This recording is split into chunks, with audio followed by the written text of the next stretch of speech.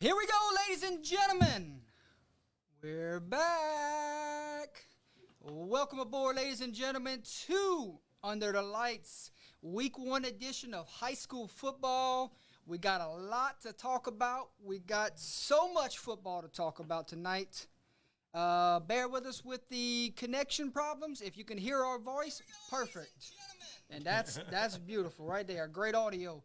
Ladies and gentlemen, thank you so much for tuning in. Go ahead and hit the like button, hit the share button. Let's get this train rolling. 15 weeks of high school football starts tonight with Under the Lights. We greatly appreciate everyone tuning in. You just saw the sponsors on the screen. What a great group of sponsors we're going to get into with them in a little while. One of our sponsors is our guest picker tonight. We can't thank him enough for being here tonight and sponsoring Under the Lights this season. So before we go any further, I'm going to go ahead and introduce this panel tonight. I'm going to start with our co-producers sitting in the back. Mr. Keith Crozier and Miss Holly Revere is running productions behind scene. Can't thank them enough for this tonight. And we're going to go ahead and introduce the rest of our panel, starting from my far left. What's up, y'all? I'm back. Holden Lee, you know what it is. Hey guys, I'm back again too. Here, ready to make some picks and have a lot of fun. And I'm Gary Swallow. Alex Fondo making a return as a guest picker and a sponsor this year, and I appreciate y'all having me back, guys. My name is Jordan Taylor. This is Under the Lights, and we can't thank you enough. We're going to talk about, we got some big games. We got some huge games to talk about today. We got some headlines, we got some sponsors, and we got some beautiful helmets to talk about, ladies and gentlemen.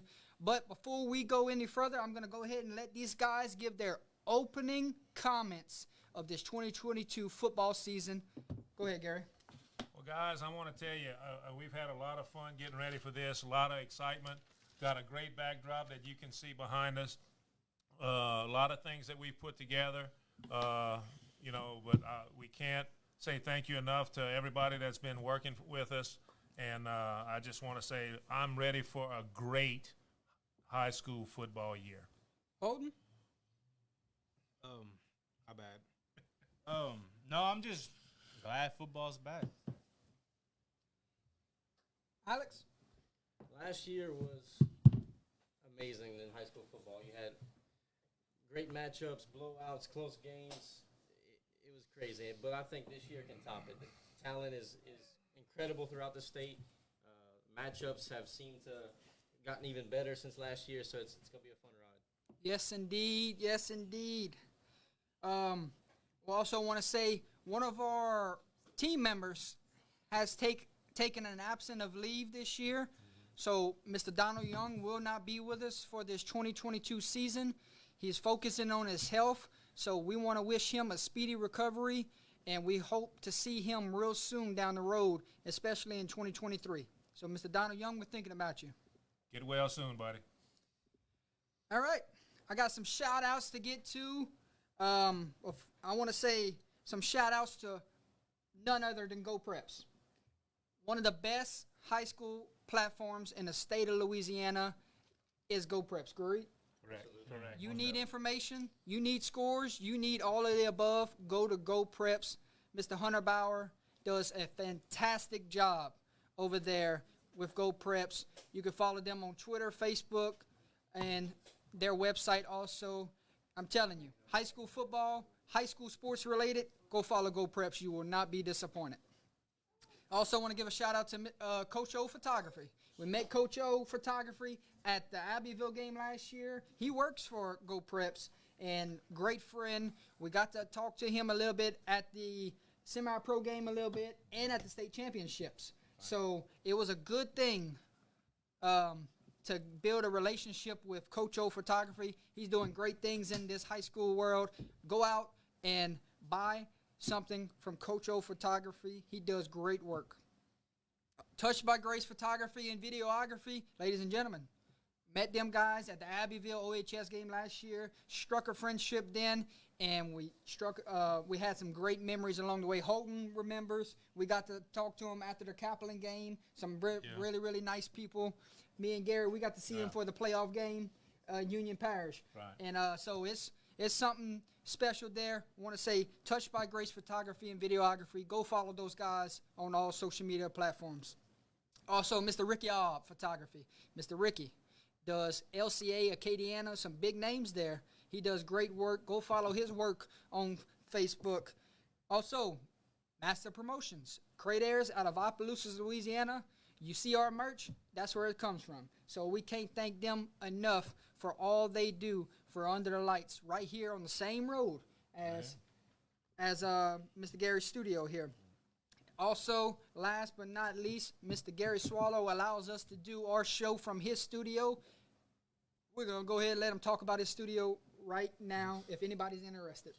Well, guys, my school is on Cresswell Lane, right next to Peking Buffet, which is the biggest buffet Chinese restaurant in Opelousas, it seems like. But I've been here at Cresswell, on Cresswell Lane for a long time.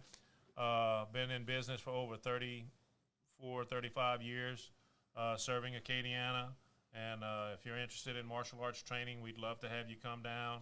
337-351-1882 or 337-948-3433 is my numbers. You can see it on the flyer, the sponsorship up there.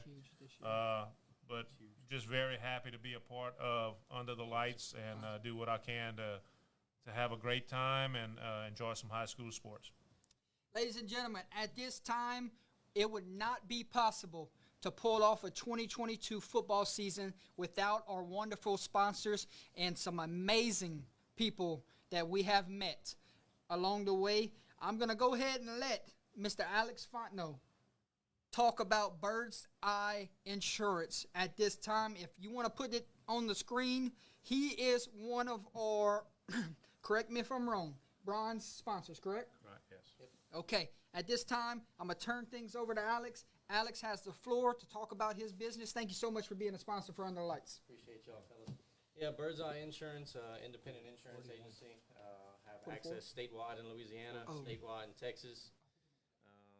Numerous options, with companies leaving the state, homeowners, and autos kind of hard to get right now, but we have options. We have anything you need from auto, home, commercial, life, doesn't matter. We can do it. So give me a call. Number's on the screen right there. And let me know that Under the Lights sent you on by so I can show them my appreciation to them as well. Yes, indeed, ladies and gentlemen, we could not do it without Bird's Eye Insurance. Go see my buddy Alex Fontenot today. Give him a call, but don't call him right now because we're live on the show. But tell him Under the Lights sent you by. All right, moving along, LaCourse Pest Control. We met this guy last year, and what a great man he is. A true fan of the Kinder Yellow Jackets, ladies and gentlemen, and a great friend to myself. LaCourse Pest Control, you can count on them. We're good? You can count on them to deliver friendly and dependable service at an affordable price. LaCourse Pest Control are family working to protect yours. Give them a call at 337-884-7435 and tell them UTL sent you by. Our next sponsor, how about Mama's Fried Chicken? Boy, you want some chicken in Opelousas? Yummy. Mama's Fried Chicken is the place to be, ladies and gentlemen. Family-owned, locally restaurant serving our community and surrounding areas since 1977. 46 years into the business, right. Mr. Gary Swallow. That's right. They're located on St. Landry Street and Jake Drive in Opelousas, Louisiana. Mama's Fried Chicken. Ask them about their party platters for all your game day needs. Drumlets, chicken salad, sandwiches, deviled eggs, chicken tenders, shrimp, and fish. Tell them UTL sent you by. You will not leave hungry, ladies and gentlemen. And I can tell you, they're all good.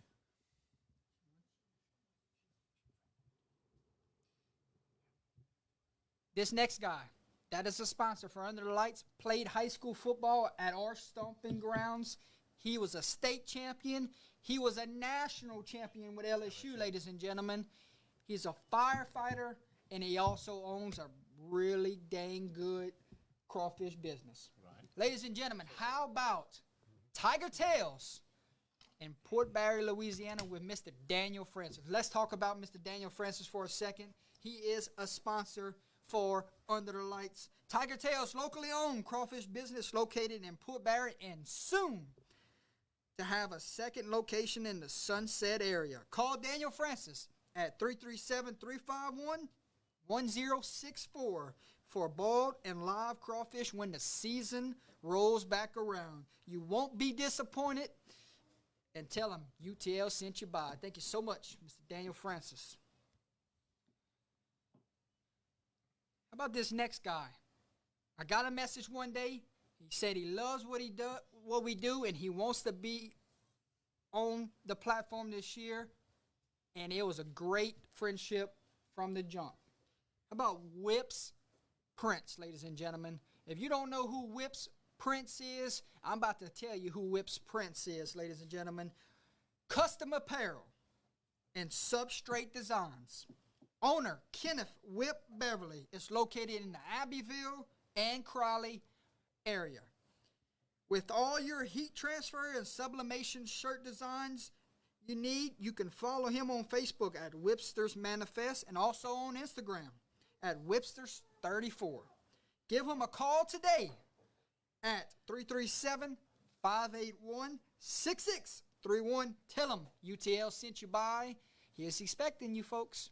And also special shout out, he's throwing in some shirts for the crew. So that was nice of him to do. Right. Became a sponsor and just said, here you go. This is appreciation for what your guys did for Abbeville football last year. What a great man. Right. Can't say thank you enough. How about the paint guys out of Lafayette, Louisiana? They are a locally professional painting company that provides commercial and residential painting. They paint metal roofs, metal buildings, homes, businesses, and they also install and restore tongue and groove. Did I say that word right, Gary? Tongue and groove, right? Tongue and groove. Give them a call at 337-352-0308. Ask for, tell them that UTL sent you by. There we go. I got two more, folks. I got two more to get to here. Oh, yeah, ask for Mr. Terry Chestnut when you go by. You know Mr. Terry. Plays softball. That's his company. The paint guys sponsored Under the Lights. From Lee. Oh my God. Yes, sir. Yes, Dang, sir. That's cool. How about Leges or Leisures? I'm so sorry. I'm going to fix it next week. However you say y'all last name. Polish Shop. Purveyor of Fine Polished Goods. Contact Mr. Darren Leger at 337-517-8686 for all your carports, accessories, restoration, aluminum, stainless steel, copper, and brass. Tell them UTL sent you by. They are located in Abbeville, Louisiana. I got Mr. Kip Duplichan, the old defensive coordinator for Abbeville. We do not have his stuff in this week, but he got the silver package. We will have him moving forward and also for tomorrow's game. So, Mr. Kip Duplichan, thank you so much. Former DC for Abbeville. He sponsored a package this year. Final sponsor, how about the Crawfish House, ladies and gentlemen, right here. I can't thank them enough. They selected the gold package. Oh, what a moment, Gary. What a moment to have somebody to believe in us like what we saw right then and there. Right. They put a lot of faith into us by going after that package, and, hey, guess what? We're going to support their business moving forward big time. You're right. Crawfish House and Grill, located at 1214 South Union Street in Opelousas, Louisiana. Now under new ownership. Come dine with them for some great Cajun hospitality and cuisine. Now featuring happy hour on Tuesdays and Thursdays from 5 to 7 p.m. Tell them UTL sent you by. You cannot go wrong in that restaurant when you're trying to get you something to eat, ladies and gentlemen. All right. Thank you so much to all our sponsors, bronze, silvers, and golds. It's been a pleasure to get to know you and represent your business on our platform. We're going to go ahead and we're going to announce them a little later in the show, but as of right now, we're moving along, and it's time to go to our next segment on the show. Back on us. At this time, I want to give gratitude and thank you to all the coaches and teams in the state of Louisiana that has allowed us to represent their school, the backdrop for this 2022 season. I want to go ahead and introduce those schools at this time.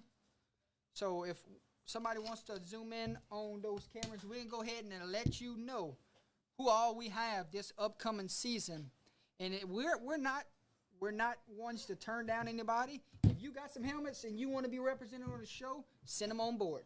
I know St. Paul's is sending one in the mail. St. Paul's. Yep, there's out of New Orleans area. Like where I stay in Mandeville? They're sending one in the mail. I know we have a couple others to get our hands on, right? Okay. Helmets are cool. I don't know if y'all remember last year. This is the most we had. That's it.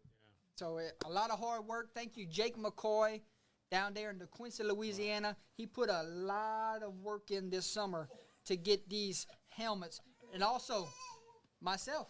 This stadium tour is I've got some good looking helmets to represent after doing some of these stadium tours. So thank you so much for that. Let's go ahead and introduce these helmets at this time. Who we got represented? We're gonna start from our far right side. It would be your left if you're looking at the screen. Ladies and gentlemen, your first helmet represented on Under the Lights. How about the DeQuincy Tigers?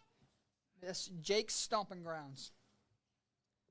Moving on up, you got Oberlin Tigers, followed by Pine Prairie Panthers. Screw over, Alex. And then you have Oakdale Warriors. Then you move up. You got the Centerville Bulldogs.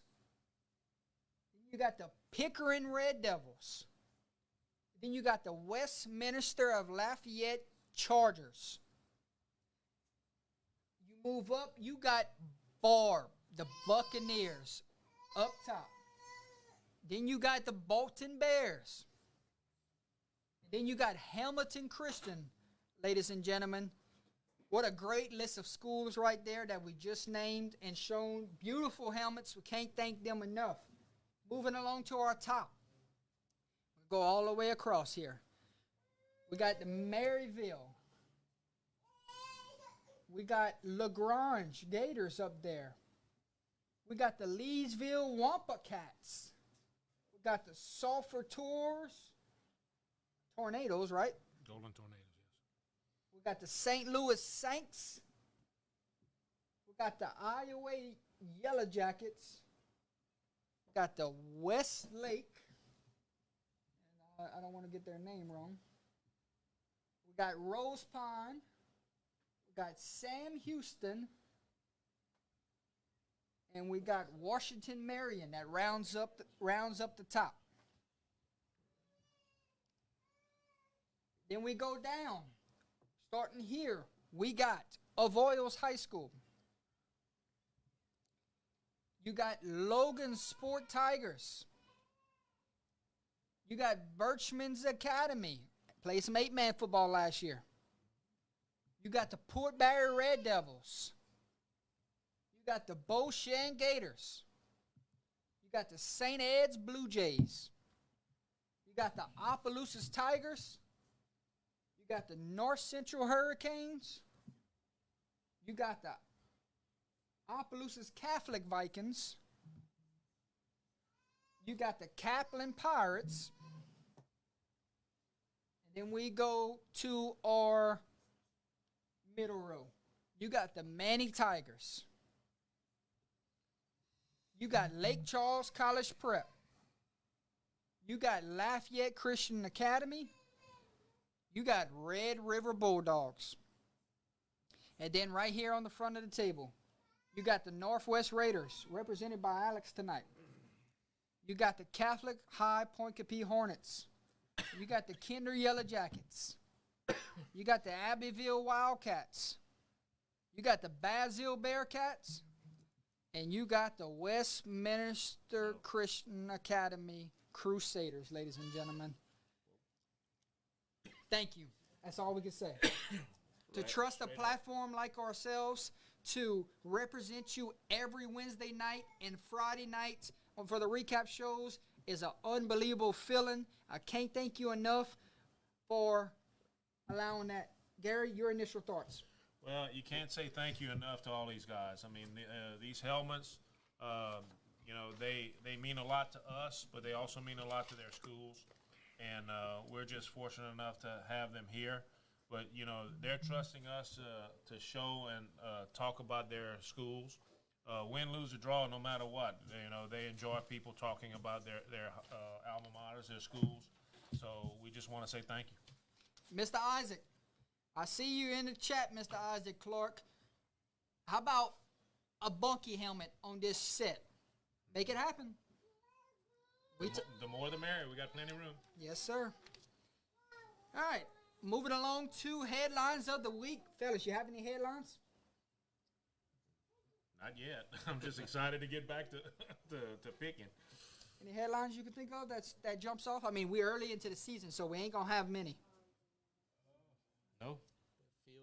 Field conditions are gonna probably play a factor with all the rain statewide. Yeah. So That's gonna be kind of some fields got messed up pretty bad during jamborees too. So will they recover in time to field a good game? right. Right.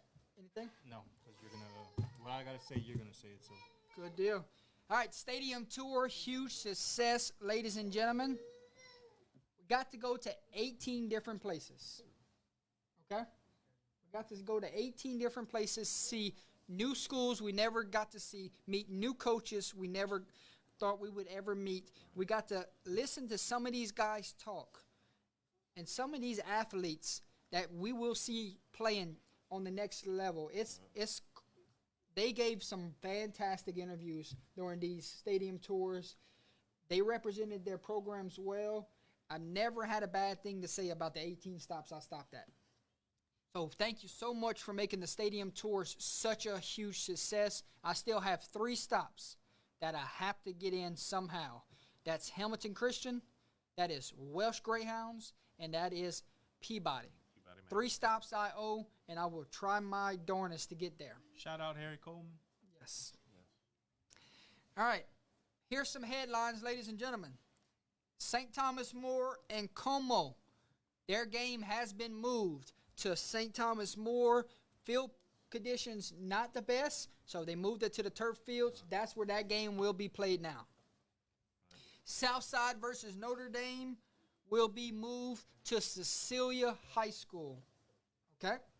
So there will not play that game at Notre Dame and Crowley. Field conditions are not playable. That will be moved to Cecilia on the turf. Okay? Plain Dealing versus Lincoln Prep moved to Thursday night. Keep an eye out on that if there's some fans in this chat. Highland Baptist and Houma Christian move to New Iberia Senior High. So their game not playable where they were. They're going to go play at Nish now. St. Louis and Crowley. Game has been moved to St. Louis. Like we said, Crowley's not playable. Right. U-High and Woodlawn of Baton Rouge, great matchup. It's moved to East Iberville High School, also moved up a day to Thursday night football. Okay? Carroll and Delhi have been moved to Saturday. Keep an eye out on all them games that I just listed, okay? Also, St. Aug played on ESPN this past weekend. What a great thing that was for that program. Right. Was. Y'all saw that? So they went down there to Florida, I believe it was, and played on ESPN. Great recognition. Oregon. Yeah, it was Okay, Oregon. there it is. How was it? I don't have the thing in front of me, but that was a great deal for their program for sure. All right. Sterlington's last-minute stunner over Neville made headlines all over the state of Louisiana. That's some fuel going into the season for Sterlington. They're trying to go repeat. That's something that's going to have them playing on high cylinders going into this week. Would y'all agree? Yep. Most definitely. That was a crazy finish, right? Y'all saw the finish of that game? It could have easily been a pick six the other way, but what a play from the receiver after he caught And the I football. don't know if a lot of people, probably Alex might know, he's 6'4", like 22 something. Anyway, he's really about to be highly recruited. I think LSU, I don't know if LSU's looking at him, but he got some schools looking at him. So that's a name to look out for Sterlington. How about Ruston?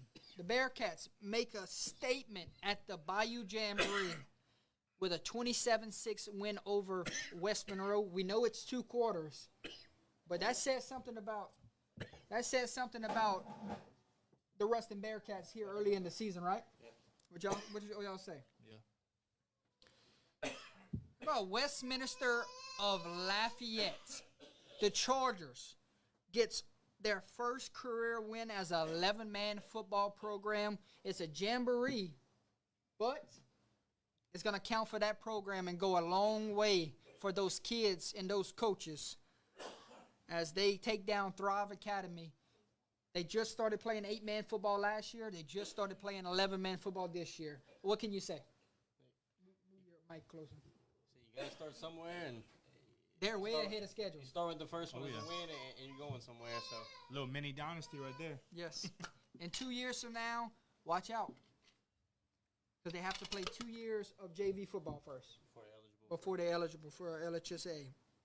Okay, there will be a ribbon cutting held September 9th for Dave Cavalier Jr. Athletic Facility for Acadiana. It's great to see them finally get one, a building over there for Acadiana. So there will be a ribbon cutting September 9th at Acadiana High School, ladies and gentlemen.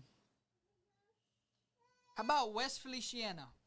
They choose sophomore Demetrius Hardy to wear the number 1 jersey this season. That number is in honor of West Feliciana alum and Super Bowl champ Roderick Mullen. Best represents the core values of the program. Huge honors there. Yeah. South Lafourche, a fan got a special moment before the Jamboree, getting a chance to take a snap and run the football. He's in a wheelchair. I don't know if y'all seen that story. What a great moment for that kid. He'll remember it for the rest of his life. I think I saw it on Twitter. I think that's the same video. I'd like to find it, though. A Wichita Christian, or a Wachita, or however they say it up north. How you say it? Washita. A Wachita. Washita. A Wachita. Micah Harper, honored at halftime as a recipient of the Bayou Jam Lifetime Achievement Award. What an honor that was for himself, and we wanted to recognize him on the show. Ville Platte players, trainers wear pink rings for their jamboree in honor and remembrance of Mrs. Frances Pete. So they wore pink rings in honor of her great story out of Ville Platte.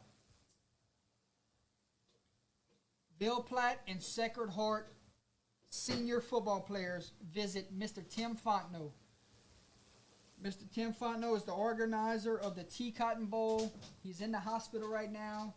All those guys went visit him. Wanted to give recognition there, and our thoughts and prayers are with Mr. Tim Fontenot, the organizer of the Tea Cotton Bowl, ladies and gentlemen. Acadiana Christian, a homeschool team out of Acadiana area. They're ranked number 7 nationally in the nation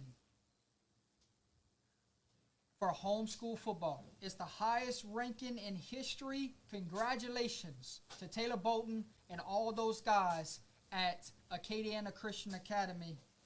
Acadiana Christian, they're doing great things, and they got a huge recognition for all their hard work. Keep it up. We're big supporters of that homeschool program. And last but not least, Papa Joe Smith, the first 11-man football coach in Springfield history, passed away this week. So our thoughts and prayers are with that school and with his family. That's all the headlines I have. Chris says DeSoto High out of Dallas won big over St. Aug. Okay. Also, we should know something new real soon about the playoff system in the public and private.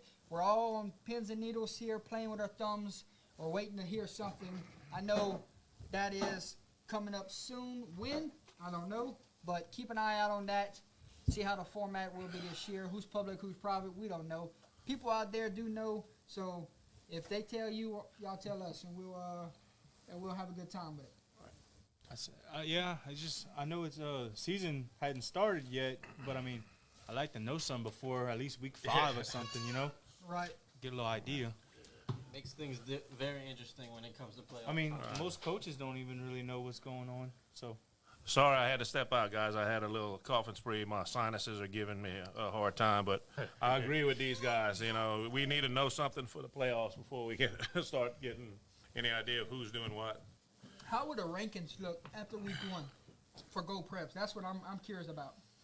Who's where? Do you just put everybody together until they figure it out? you almost have to.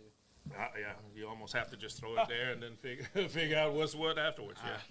It's like throw a bone. I don't really know, bro. 'Cause I love looking at them rankings. I look at it a lot throughout the day.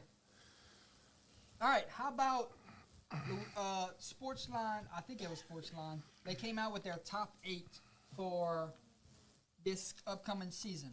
Do we agree with it? Who should be where? Who shouldn't be in this 8? This is our opinions only. Everybody has opinions out there. So this is the panel's opinions. I'm going to read you their top 8s from each classification.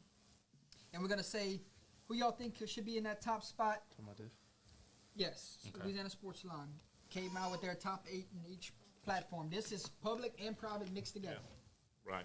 All right, we're going to start off in 1A. Your 8th ranked team they put was Opelousas Catholic, 7 St. Frederick's, 6 Glenbrook, 5 Vermilion Catholic, 4 Logan Sport, 3 Homer, 2 of Wichita Christian, 1 Southern Lab. Fellas, who's your number 1 for 1A? You probably have it right. Yeah, I was getting ready to say. I think Southern Lab. Historically, I feel like you I have think it Southern right, Lab. but I think Homer's defending champs, right? Southern Lab is too. Yes, I know, but I think Homer should at least be 2. That's just at least 2, which, I mean, it's still top 3. It's not that big of a difference, but So we all in agreement. Southern Lab at the top is a pencil in for number 1 going into the season. Yeah. Pretty much. Yeah, I think so. Okay, who shouldn't be in this list? Are we comfortable with this 8? honestly, I'm going to be honest. I have no idea or anything about Glenbrook. Right. So, So you got a top 10 there. yeah. So I got the 8. So let's read the other 2. Haynesville at 9, Kentwood at 10. So are we comfortable with that top 10? And here's the outside looking in. St. Mary's, Ascension Catholic, Cedar Creek, and Sacred Heart. Okay. So that's the ones outside looking in. So I would say keep an eye out on this football team right here, Gary. Centerville Bulldogs. most definitely. Keep- Most let them definitely. stay in the loop this year. For 1A? For 1A. I think Basil's always in the contention. Correct. What else 1A we're looking at to keep an eye out for to crack this Haynesville's top? always, Yeah. Yeah. Haynesville's always a power. They so. belong in the top 10. Yes, most definitely. So you can maybe say Haynesville in at 8, Opelousas maybe at 7, and St. Frederick at 6. Take Glenbrook Yeah. out. So Yeah. Glenbrook was 8-2 last year, or 8 and 2. 8-2, and was gonna miss the playoffs. I believe that's what it was because of their strength of schedule. That's right. Right. I think that's what If it they would was. have been eligible for the season, okay. I got you. And there's another one right there. We talked about Oberlin this week and said that they could make a run for it. Right. What, somebody most said in the definitely. comments? And St. Mary's is there too. Yeah. So Yeah. I mean, It's not that we don't. Oberlin, Basil, Centerville, Yeah. Yeah. and who else? Oberlin, Basil. Said that. St. Mary's? Centerville? Yeah. So keep an eye out on Sacred those. Heart? No. I think they're gonna be a down year. Down here. I think they lost a lot. It's not that we don't believe in any of these teams, y'all. We're just going off of last year. We don't know what any of these teams look like. Still So, a lot to talk just about. don't think like we're not just picking against your team. I'm comfortable with this top 10, y'all. It could be in different orders, but I'm comfortable with this top 10. Yeah. I'm comfortable Right. with who's at 1. Yeah, I am too. Right. I agree. Definitely. I'm I agree. comfortable with one. Yes, I most just, like I said, I think Homer should be 2, but regardless. Yeah. Okay. You want to see the top 10? Moving to 2A. Here's your top 10 for 2A. Number 10, East Feliciana. Number 9, Episcopal Baton Rouge. Number 8, Avoyelles. Number 7, Dunham. Number 6, Oak Grove. Number 5, Calvary Baptist. Number 4, Newman. Number 3, Notre Dame. Number 2, Manny. And number 1, St. Charles. Some of the guys looking on the outside in: Ascension Episcopal, Jonesboro Hodge, North Caddo, Rose Pine, Lowerville, and South Plaquemines. Who we comfortable with at 1? When we're talking about 2A, who's number 1? I'm gonna be honest. This is the one I disagree with. I would have Manny at number 1. I agree. So they got St. Charles, the defending state champs, I understand, at 1. but I heard they also lost a good bit too. So you got Manny coming back with 18 or 20 starters. So yeah. Correct. Okay, so we're comfortable. And I think Calvary Baptist shouldn't be slept on. And the 2 teams, they're not in the top 10. They're outside looking in. Is my opinion, Jonesboro Hodge. They got an LSU commit on that team. They're very good. Remember, they caught us by surprise last year. And The best 2 teams on that list would be St. Charles and Manny. yeah, Oh, definitely. Yep. I would say that. yeah. So it could be flipped or it could stay like that. And North Caddo is another team. They have a receiver on that team. He was committed to a D1 program. He was committed to LSU. I'm trying to say if Wasn't that him, huh? North Caddo? Wasn't it Omarion Miller? Okay. I'm not sure. I'll tell you who's not on this list that should be. Right there. Red River. Red River. I forgot they didn't do it. Yeah, they're in 2A, right? 2A. I'll be honest with you. I think Red River should be in there too, because man, Jordan got to meet him. yeah. Oh my God. Wasn't that the team last year with the quarterback that I really liked? Yes. With the Yes. Right. yes, Yeah. man, they have some. He graduated. They got no, but they Yeah, got a some good receivers, man. core, for sure. Yes. Them boys were like 6'1" and up. Don't know much about East Feliciana. Watched Episcopal Baton Rouge at the Jamboree. They got the best tight end in the They state. got Yeah. what is it? Is it- 6'7"? Yeah. But wait, is it He's East a- or West? No, it's East Feliciana. Yeah, he's like 6'7", He's the number 200. one player, number 1 rated player in the state. Yep. Avoyelles. 24. Avoyelles would be close to the top 5 for me. Dunham, not sure. I'm not sure about that one. Oak Grove and Calvary Baptist both make the jump up to 2A, I don't think they miss a beat. and 2A. that's 2 quality programs right there that can compete in both Right. 2A or 1A. Newman, it's going to be a prove me year. Archer's a senior. Can they go win it? Finally, we'll see. Notre Dame's Notre Dame. Right. Notre Dame belongs. Manny and St. Charles, both of those teams probably going to be dancing in New Orleans at the end of the year still. I would say. But like you probably. said, you can't. My opinion I would was- put Red River in there. Yeah, at top 10. Yes, I think they got some great ones in this outside looking in. Jonesboro Hodge, North Caddo. I think got some great ones on Even that. Rose Pond. And then Rose Yeah, Pine, Rose Pine. they lost their quarterback, but they got a really good running back. I'm hearing about, and they got a physical football team. So, I mean, that's a good top 10. I would just switch one. I'm good with St. Charles or Manny at the top. Yeah. Right. I agree with you. 3A, one of a heck of a competitive platforms, top to bottom. This is the best division, in my opinion. We're going to start off with number 10, Church Point. They take a huge hit on defense, but Church Point always comes back stronger, it seems like. All right. St. Martinville, explosive offense. I like it. St. James, they lost some big threats. They got some big threats still. A-Meat, making the leap to 3A. They're not going to miss a beat. Lake Charles College Prep will be eligible for the playoffs this year, correct? Right. Correct. So you got to throw them in there. Union Parish, they have a bad taste in their mouth after 2 straight years. So they are in my list for sure. E.D. White, heck of a defense over there at E.D. White. Madison Prep, how will they do with a replacement of Zion? We'll see. They're explosive. We know this. They got athletes out the roof. Sterlington and U Lab. That's 2 state champions right there. That you never know could repeat this year. I like this top 10. On the outside looking in, you got Abbeville, Bogalusa, Gina, Iowa. Who's another team that should be considered on the outside looking in 3A? Anybody? Oh, I'm not 3A sure. is so wide open. You know, the only thing I could say, Church Point did lose a lot on defense, But man, their offense is going to be kicking. So their bend but don't break attitude that they had, I think they're going to be strong also. But, Yeah. But man, like you said, you got University, Lab, and then Sterlington 1 and 2. Y'all like that? Oh one? my Y'all God. Like, y'all like number one? I actually had Sterlington at number one. Yeah, That I think that's my that can easily be flip flopped Yeah. in my eyes. As far as Sterlington, man. I know it's Jamboree, God. but for what they did to go into Neville and do that, not many teams can say that Correct. and beat them. And I know they moved up, but I think they're getting slept on a little too much, bro. That's athletes over there, man. Tell you what, Union Parish. What game does Who's Trey gonna Holly tackle break Trey the record, Holly? Jordan? Yeah, that's who's going to do that. How many games does it take for Trey Holly to break the record? He's not. He said he wanted to do it week 5 at home. He's he not. Said, He does. It's not that many, huh? yeah, he said that He's about 800 shy, I believe. That's Yeah. about. they asked him and he said he could do it week 3 or 4, but he wants to do it at home, so it's gonna be week Week 5. five. How about Iowa, Jordan? Well, that's they glad you lost set like it what, up, okay. 19 or Yeah. 20 Yeah. seniors 30. from 30 seniors. I heard they're right back in the contention, and you can't take Iota out of it also. Oh no, man! And you know who was sneaky good? We watched him on TV in the championship. Edie White.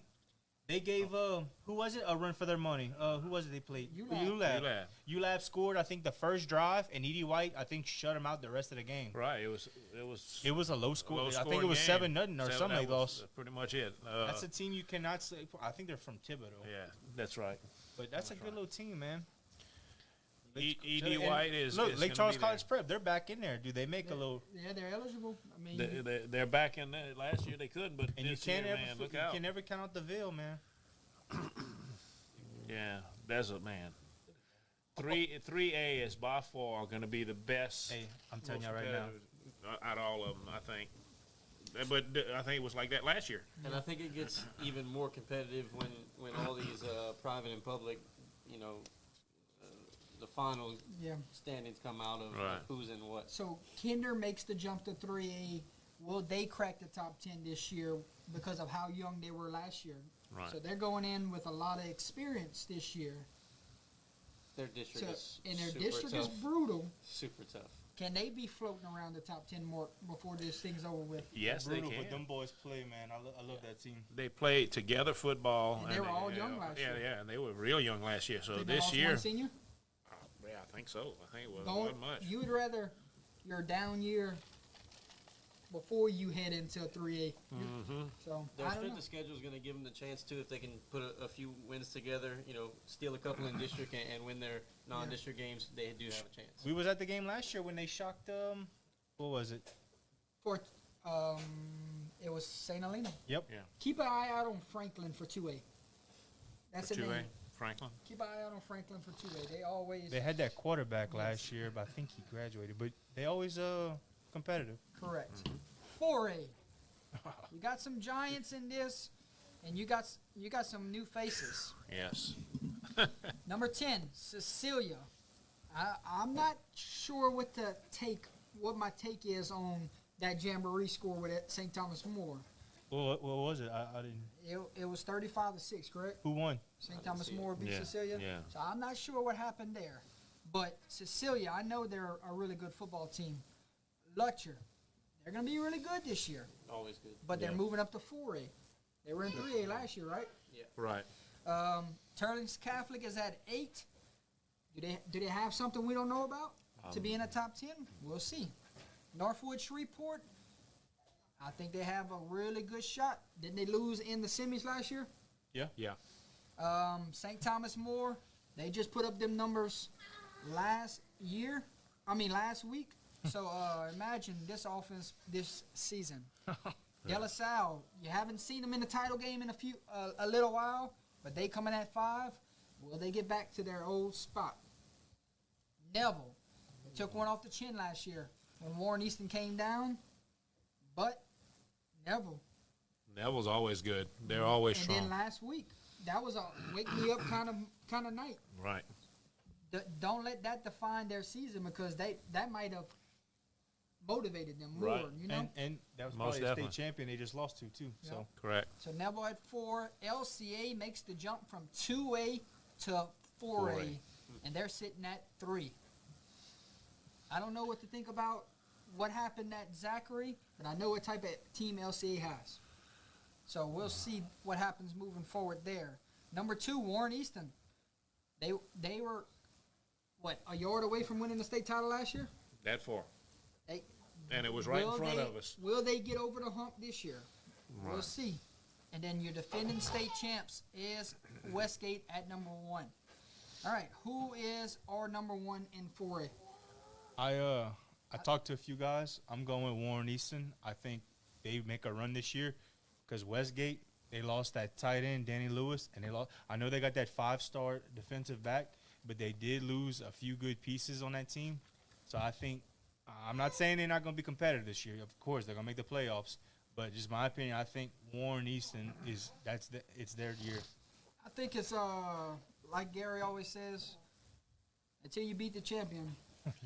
I'm Yeah. gonna go with Westgate at 1. Right.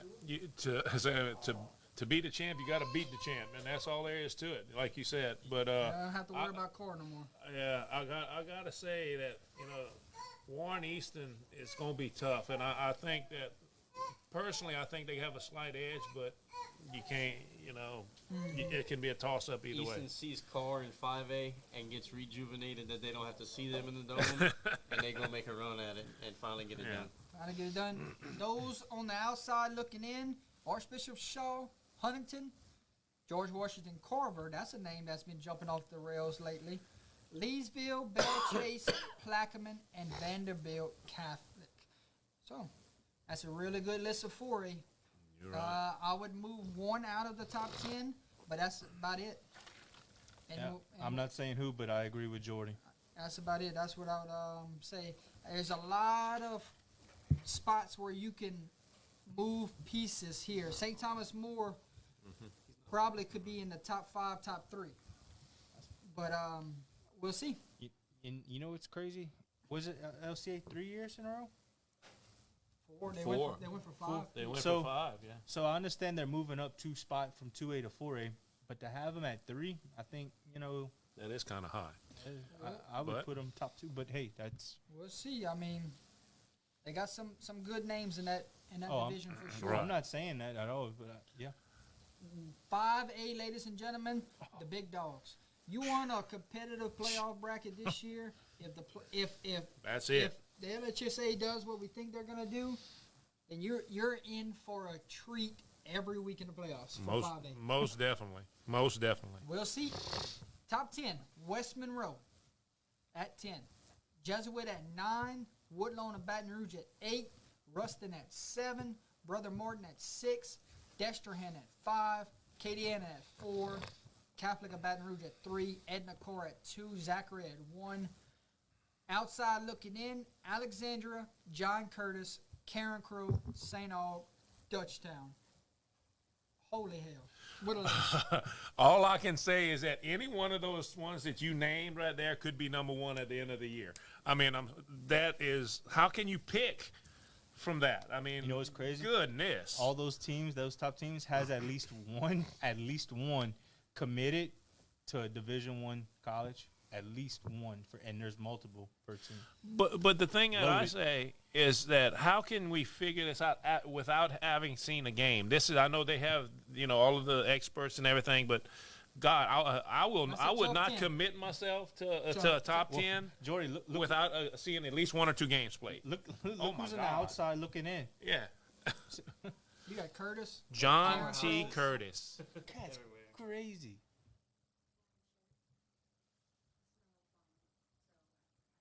So that is a outstanding top 10. Any order, this could fall. I mean, Zachary with Eli Holstein and Coach David Brew over there, they're a really good slot at number 1. Edna Core, they got a bad taste in their mouth. So what's going to happen there? Catholic of Baton Rouge just keeps winning state championships, but it's going to be a little tougher this year. Acadiana, it's always fear to veer on this table. Oh, most definitely. And I think this year, Yeah. was it last year, a down year, and they made it to the what? Semis. Semis. And I'll be honest with you, I don't care who that is. Whoever has to play Acadiana with that bad taste in their mouth, look out. The Veer will roar. Brother Morton watched them in person. They're a really good football team. Woodlawn and Baton Rouge, You got LSU commit at quarterback. You got a outstanding coach over there, so they're gonna make a run forward. I mean, Jesuit. They had one of the best defenses in the state last year. And, And Ruston, didn't they just have a Ruston. They performed just had a statement game against West Monroe. It's out there, ladies and gentlemen. This top 10, outstanding. Outstanding. honestly, group. Jordy, I don't think I can't move anybody, and I can't move anybody out. That's how good this is. It's amazing to see all of them. And like I said, look, West Monroe, they got West Monroe at 10. West Monroe. That's good. You know, Last year was like they 10. could be number one at the end of the year. But These are 1A, 1B, 1C, right, all yeah. the way down. And then you got Zachary, which I'll be honest with you, I would never pick against Zachary right now. But I mean, it's oh my God. I mean, geez, unbelievable. But you know who's a team that I've been hearing a lot about? Dutchtown. Yes, I've heard a lot about few of my Dutchtown. buddies told me about them. I have too. So curious to see. Whew. Fellas, are you ready? Let's get her done, buddy. It's been Because my since blood's pumping now. it's been since week 14 of last year that we have made some picks live in the studio. If you remember correctly, I got sick state championship weekend. We could not have a week 15. So, how sweet it is to be back. You're right. We can't thank enough our guest picker this week, Mr. Alex Fontenot. He will be with us to make some picks. Alex, keep your picks all year long.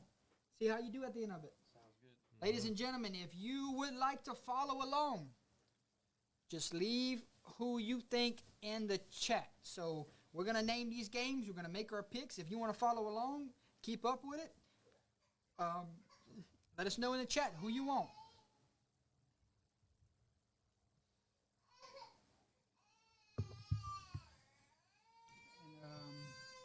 And Espen said it's time for bed. Time for bed. That's right.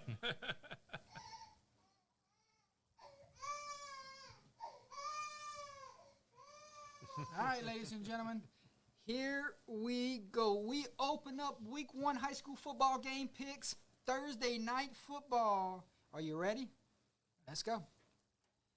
Game number 1, Under the Lights crew will be live tomorrow night from Alexandria, Louisiana, between Tioga and Bolton.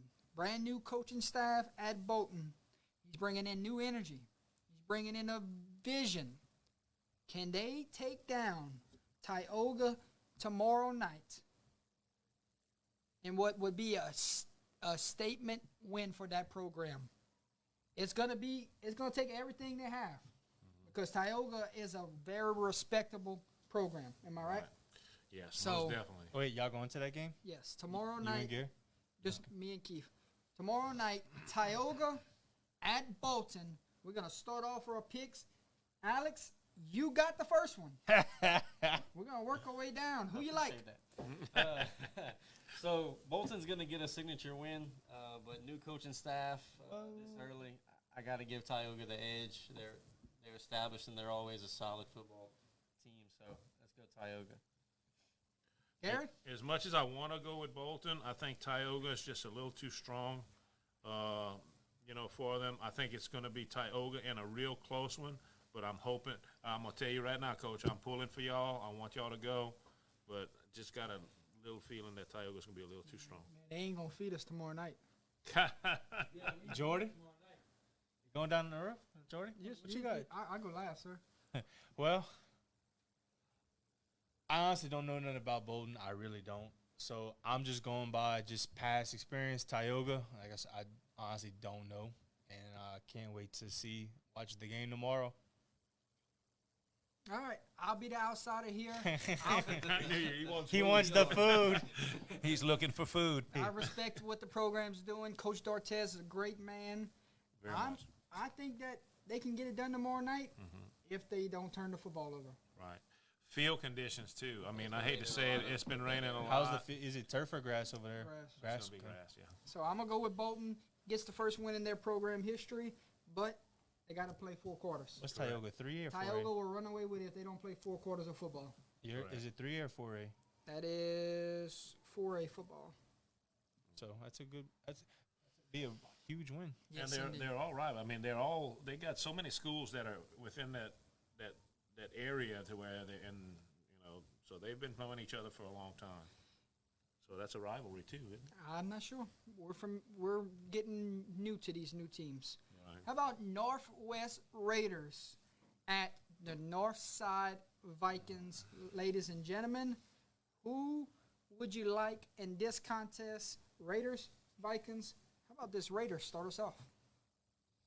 Yeah, It's a brand new offense, Alex. y'all know what's going on here, but no, It's a wing tee. This game last year was close, but Northwest is a lot better this year than they were last year. A lot more experience. Entire offensive line's coming back. Wing T fitting the personnel that comes back. Defense is solid as well. So I like Northwest a little bit bigger margin than we had last year. So give me the Raiders. Gary? Man, I don't know that much about Northside. I know Northside's experience, but I'll be honest with you. Close I agree game with last you. year. I think Northwest is going to come out on top. I'm going with the Raiders. I'm going to stay low. Holden? Well, Alex, they won last year, and apparently they're better this year. So I'm going with Northwest. You know Northwest running the wing tee? No. Yes, indeed. What? Northwest running the wing tee, ladies and gentlemen. Did they get a new OC or A something? new OC. We'll see. Man. Go see it in person. Well- Rain, The old Rain head coach. Yeah. Well, I'm still going with Northwest. It's going to be 4 across the board. Our thoughts and prayers are with that program. I'm not going to touch on it too much, but just say our thoughts and prayers are with that program, and we're going to go 4 across the board here, and I'm picking the Northwest Raiders myself. How about the Beauchamp Gators? Coach Marquez Lewis taking his Gator football team down the road and taking on the Rain Wolves at Wolf Stadium. Ladies and gentlemen, good football game here. What's going to be the outcome in this one? I heard Rain's got a really good run game. I heard Beauchamp's explosive. What's going to happen when these two meet up on Thursday Night Football? Don't all speak at once. Beauchamp did not get a jamboree last week, as most everybody knows situation that happened. So they were supposed to play Unison Jamboree. That game got canceled early, so probably would have went Rain anyway, just because Rain's always Rain. They're just solid. But I think you miss that game. It's a big deal early in the season, getting prepared, getting all the wrinkles out. So give me Rain. Well, that's some good stuff right there. And remember, something to think about. Remember, Rain only lost to Avoyelles by 2 last year. They had some competitive games last year. So Rain's always solid. Right. this isn't a pushover. They were 6-5 last year. Well, I'm going to tell you, I agree with that. I think Rain, well, first of all, the field conditions are going to be not so good, so it's going to be sloppy. And you got a good run game, even though, and you got an explosive offense. Most of the time, that explosion is going to be affected by the rain more, and the sloppy conditions. So I'm going to go with Rain Wolves. Holden? I'm going with the home team, Rain, baby. Yeah, we'll go across the board here. I think the run game in these conditions, because Right. we're expecting more rain. Right. It's supposed I to mean- be rain the rest of the week. Thursday night, I don't think so. Friday night for sure. But what happened last week with all the rain? So we'll see. Yeah. I'll say home team wins. I'd like to see Beauchamp come out on top, but I just don't. I think the conditions are going to be tough. Grand Lake against Hamilton Christian. Physicality against speed. That's the basically the way I can say it. The best right there. Are we going physicality or are we going speed? Does the explosion win or does the trenches win on Thursday night?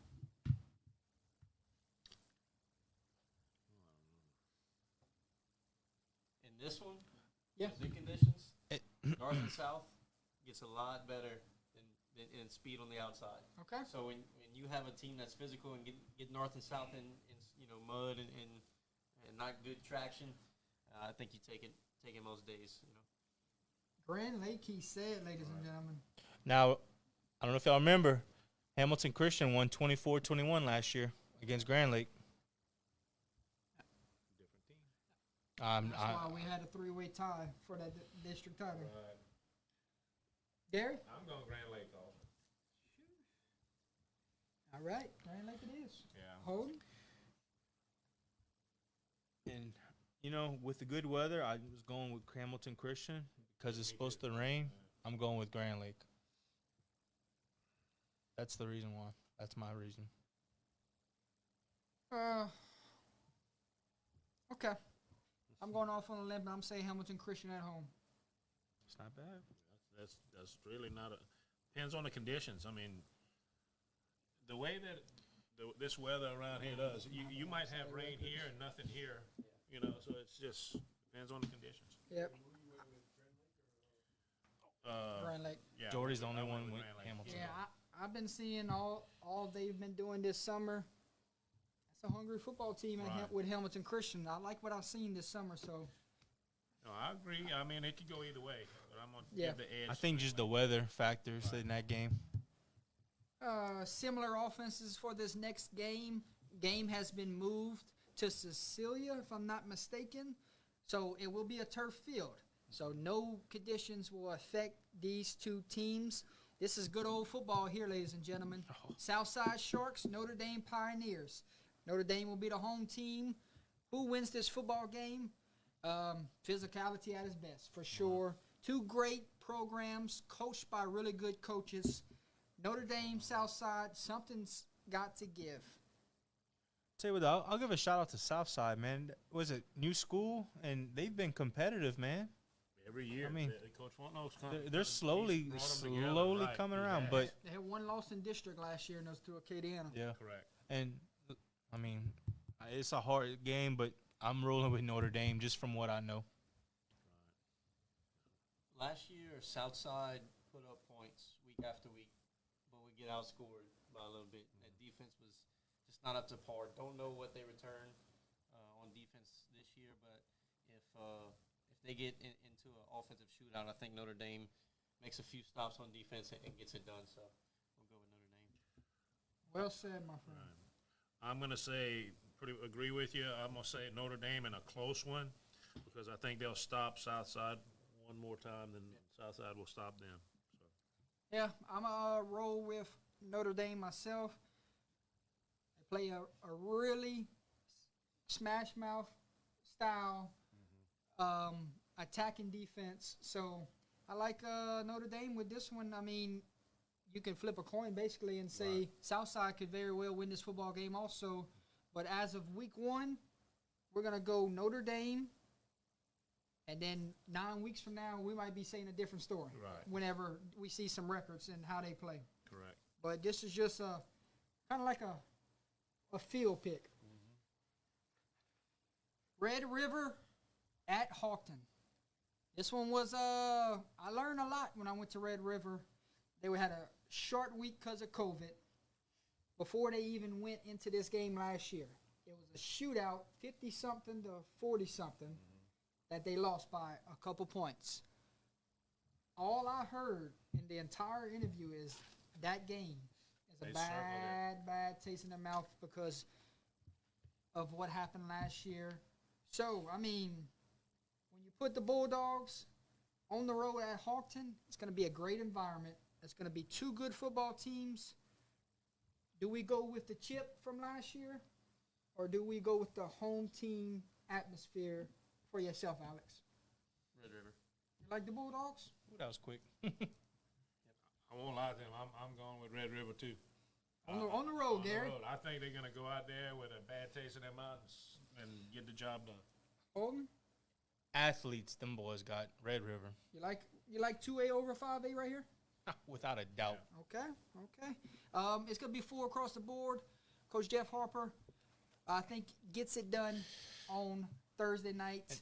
I mean, it's a big test. I think they might break the scoreboard with points scored. Right. But That was a great game we watched last year with them and the Wolves. yeah, God. I think they have just enough points to get it done at the end. Give me Red River. And remember, did you say, I think the smallest guy on there is like, what, 6 foot, 6'1"? I mean, bruh.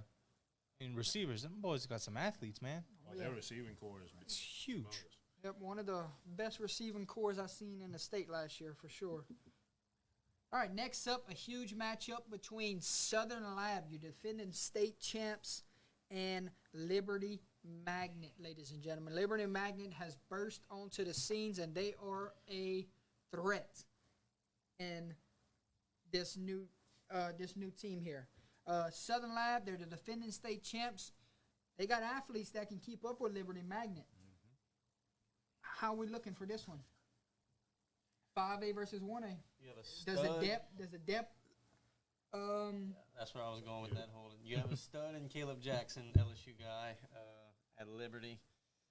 Not sure what else they have, but if Southern Lab can keep him halfway contained, I think they have enough pieces to get it done, but it's going to be a heck of a game. Southern But Lab, I'm he going said. Southern Lab. Hello. I'm going that way too. I think Lab's gonna, you know, It's going to be a good game. it's gonna be a good ball game. And, you know, you're looking at, like you say, a big team, a big 5A compared to, you know, Southern Lab. But Southern Lab dresses out a lot of people too. You know, I don't think it's near as many, but I mean, Tell you what, they're would gonna be a great okay. game to watch in person. Yes, most definitely. I think it's gonna be. I think Southern Lab's gonna have the edge at the end. Holden?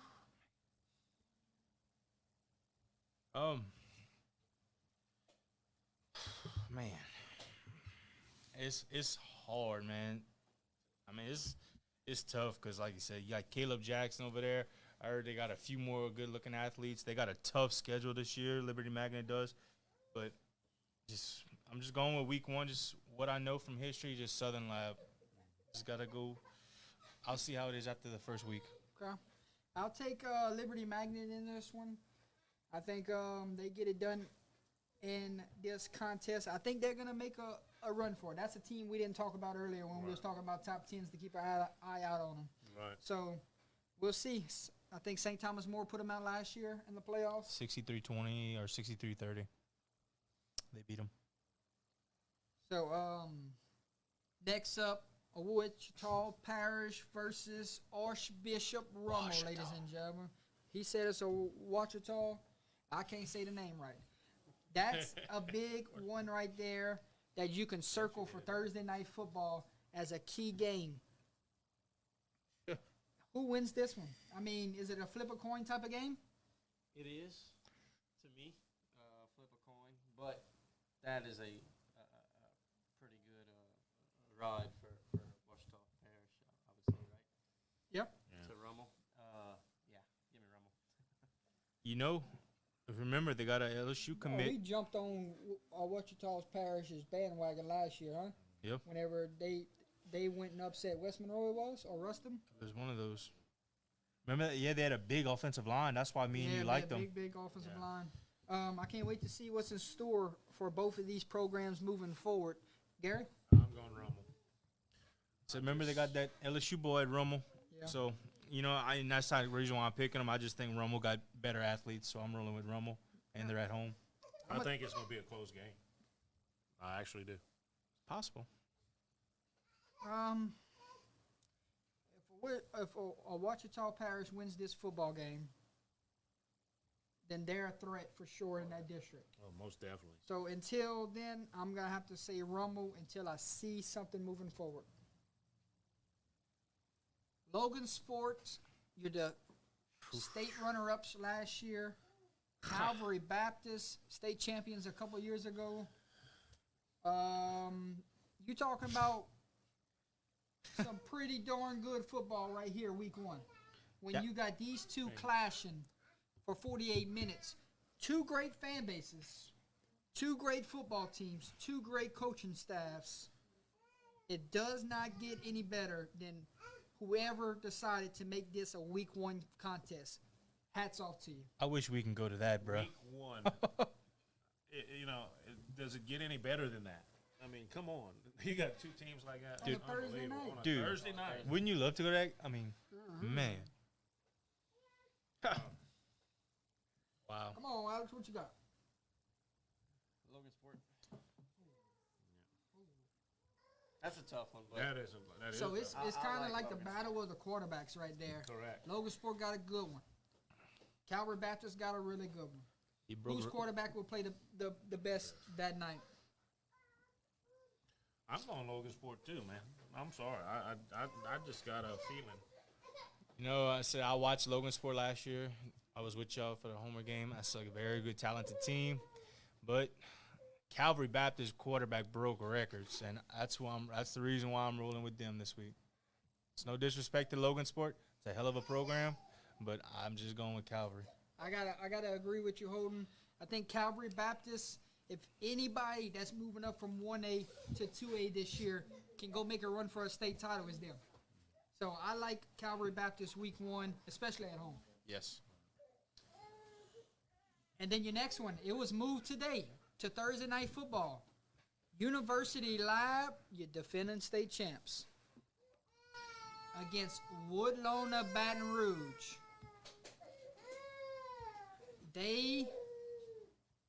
I've said they're all in to win the state title this year. Woodlawn. They're all in to win the state title this year. This will be a big factor of where this program will go. If they pull off a big win like this, it's sky to the limit, right? You're right. So do we roll? Because this is a neutral site game. This was moved to a different stadium, so Woodlawn wouldn't have home field advantage here. So ULAB, Woodlawn, and Baton Rouge, we have to pick it. It's a tough game to pick. You got the LSU commit at quarterback for Woodlawn. I mean, what we gonna lean here for? Their schedule is brutal, bro. Go look at their schedule. Yeah, Woodlawn has Ricky Collins. They beat Catholic of Baton Rouge last year, I'm pretty sure. Is that right? And from what I understand, Ricky made that game happen. I heard he outperformed everyone at the Elite 11. Yeah, he's one of the best in the nation and very underrated in my opinion. Look at this schedule. But I just don't know if, as a whole, if he can get it done for Woodlawn against ULAB. ULAB is just stacked always. With it being neutral, I'm giving the edge to ULAB. I mean, you're battle tested right out the gate for sure. Yeah, it's going to be another really, really good game. But I give, like I said, ULAB's well-rounded. Can you be somewhat 5 places in one night with some of these games we have? I Their live wish. stream. I'll tell you what, y'all go to Abbeville game. I'm gonna go to that game. Gary? I got to go ULab, man. I think they're going to ULab's going to be hard to beat. Woodlawn, no, don't get me wrong. Woodlawn is a great, it has they have a good team. They're on the verge of being great, and this would be a great victory for them, but I think ULab's going to just do what it takes. Holden? After hearing Mike Scarborough talk about him the other night on Tiger Details, he thinks that team can make a good little run. So I'm rolling with Woodlawn this year. Woodlawn for Holden. I like it, Holden. I think That's a flip. I think ULAB, big test for Woodlawn early in the season. They're going to find out exactly where they are early. I think ULAB gets it done, but it's going to be a close one. Special teams could play a difference factor here. Right. So we might see some type of game-winning field goal situation. I don't know. Keep an eye out on that score for Thursday night for sure. All right. Moving along to Friday Night Football, ladies and gentlemen. Got some quick picks here we can roll through, and there's some good ones to talk about down the road, okay? The first one. All right, first game out the gate, we have Port Barre Red Devils against the Livonia Wildcats. Red Devils travel to the jungle and play a Livonia team. I'm hearing they get a little bit better this year. I'm hearing last year was last year, and this year we should see things starting to get back to the Livonia ways. I don't know. We have to see them play a first game first, right? Port Barre coming off a big win in the Jamboree. Correct. Can the youth carry them this season? Because they got a lot of them. You got a true freshman starting quarterback. Your Owens out with a concussion. So will that add up going into a hostile environment like Livonia? I mean, we want to see Port Barre win, but with all that youth, want a key player out, freshman quarterback, I think Livonia has the edge at home. I agree. Yeah. I'm going to say my heart says Port Barre, but my head says Livonia because I think Livonia's athletes are going to be a little bit too much for the youth of I heard they got a Patrick Queen 2.0 at Livonia too. I was told the same thing I heard the same thing. at the running back position. Whoa, Yeah, that's I a comparison. think it's I think they keep it competitive. I'm not saying a score, but I think they keep it competitive. Yeah, Livonia across the board. Opelousas High at Turlings Catholic. This is a road game for the Tigers. They head down to Turlings Catholic, and we talked to the guys in the interview. They want this one bad. OHS wanted this game bad. We'll see of how it shakes out after 48 minutes of football. We're going to start with Alex and see what his thoughts on OHS Turlings. I saw OHS in the Jamboree. They can stay disciplined in terms of penalties. It might stay close in the first half, but I think Turlings has a little too much at the end of the day, and Turlings get it done. Garrett? And I think OHS's athletes are good, but I think Turlings, with their experience and everything, they're just their tradition and everything that they have over there, it's going to give them the edge. I'm calling it a Turlings and a close one. Holden? Yeah, Turlings at home is tough, man. That's They've gotten better over the years. yeah, and they got a turf field and it works to their advantage. I'm rolling with Turlings. Yeah, speaking to the mic because you quiet over there. Okay. Yeah. So Yeah. we got Holden Turlings. Yeah, I think Can I say one thing, Go too? for it. I think OHS, the fact that it is on turf, OHS's speed can actually work for them. make a difference. So that can make the difference and I think that's if they can utilize the speed on that turf, they got a shot. But I think Turlings is just going to be a little bit too strong. Yeah. A little bit too strong. If this game was played 4 weeks from now, when everything was clicking, Right, this would probably be an track. OHS pick. right, most likely. Week 1, didn't really get a full game in the Jamboree. I'm going to stick with Turlings at home in this one. Ladies and gentlemen, does North Central break the streak this week? I think they break it this year. But is it week 1? That is the question mark. Coach Carruth, we're big believers. Maryville takes the road trip to LeBeau, Louisiana, and will take on the North Central Hurricanes. Does they get it done in their season opener, home opener? Can they break it this week? Alex? I would love to see it, but I caught that Fort Barry game versus North Central. They play hard. They're coach hard, coach well, but Maryville probably has the edge. Not too sure what Maryville has, but North Central is building. It's building. Now, Alex, remember, though, that weather had a big factor for North Central. Them boys put up a lot of points last year. Just take that. That's a long drive for sure. Yeah. And LeBeau, that's a funny place to play. Yeah, you're right on If you're that. not used to that, Mosquito carry over. You're in the middle of a field, dude. mm-hmm. Gary? I got to give the edge to Maryville. I think North Central is going to break the the mold this year, but they need to polish up and get a little bit of a rhythm going. They got a lot of young people that never played, and they need to get the cohesiveness to start working together. But I think they're gonna beat somebody this year. I believe they're going to beat somebody this year, too, and I believe it's going to be week 1. I'm rolling with y'all, baby. Let's go. I'm gonna jump on that, and I'm gonna pick North Central this week and next week. So if you don't get it done this week, you better get it done next week. Right. So give me North Central at home. It's gonna happen this year. What point of the season? Better get it done before district. I believe it Most really. definitely, yes. I believe it really gonna happen this week. Maryville wasn't strong last year either. I think this is a battle of just the better athletes, and I think North Central actually has some decent little athletes, man. Get it done before district. Break the streak before then. Vinton, Oakdale. Who's it gonna be? Vin, isn't that where Jermaine? No, he ain't. He's at Lake Arthur. Lake now. Arthur, okay. Who we like? The Warriors of Oakdale. Good running game. Vinton. I remember this. They played last year. I'm pretty sure. Hello, running back was good. Yeah, I he was picked good. Vinton last year and it bit me. So let's stay with the Warriors of Oakdale this year. It's at Oakdale too. That's Mikey's team. That's there. Mikey's team. I'm going with you, Mikey. I'm going Oakdale too. Yeah, I got Oakdale circled also. Yeah, we're gonna go Oakdale across the board.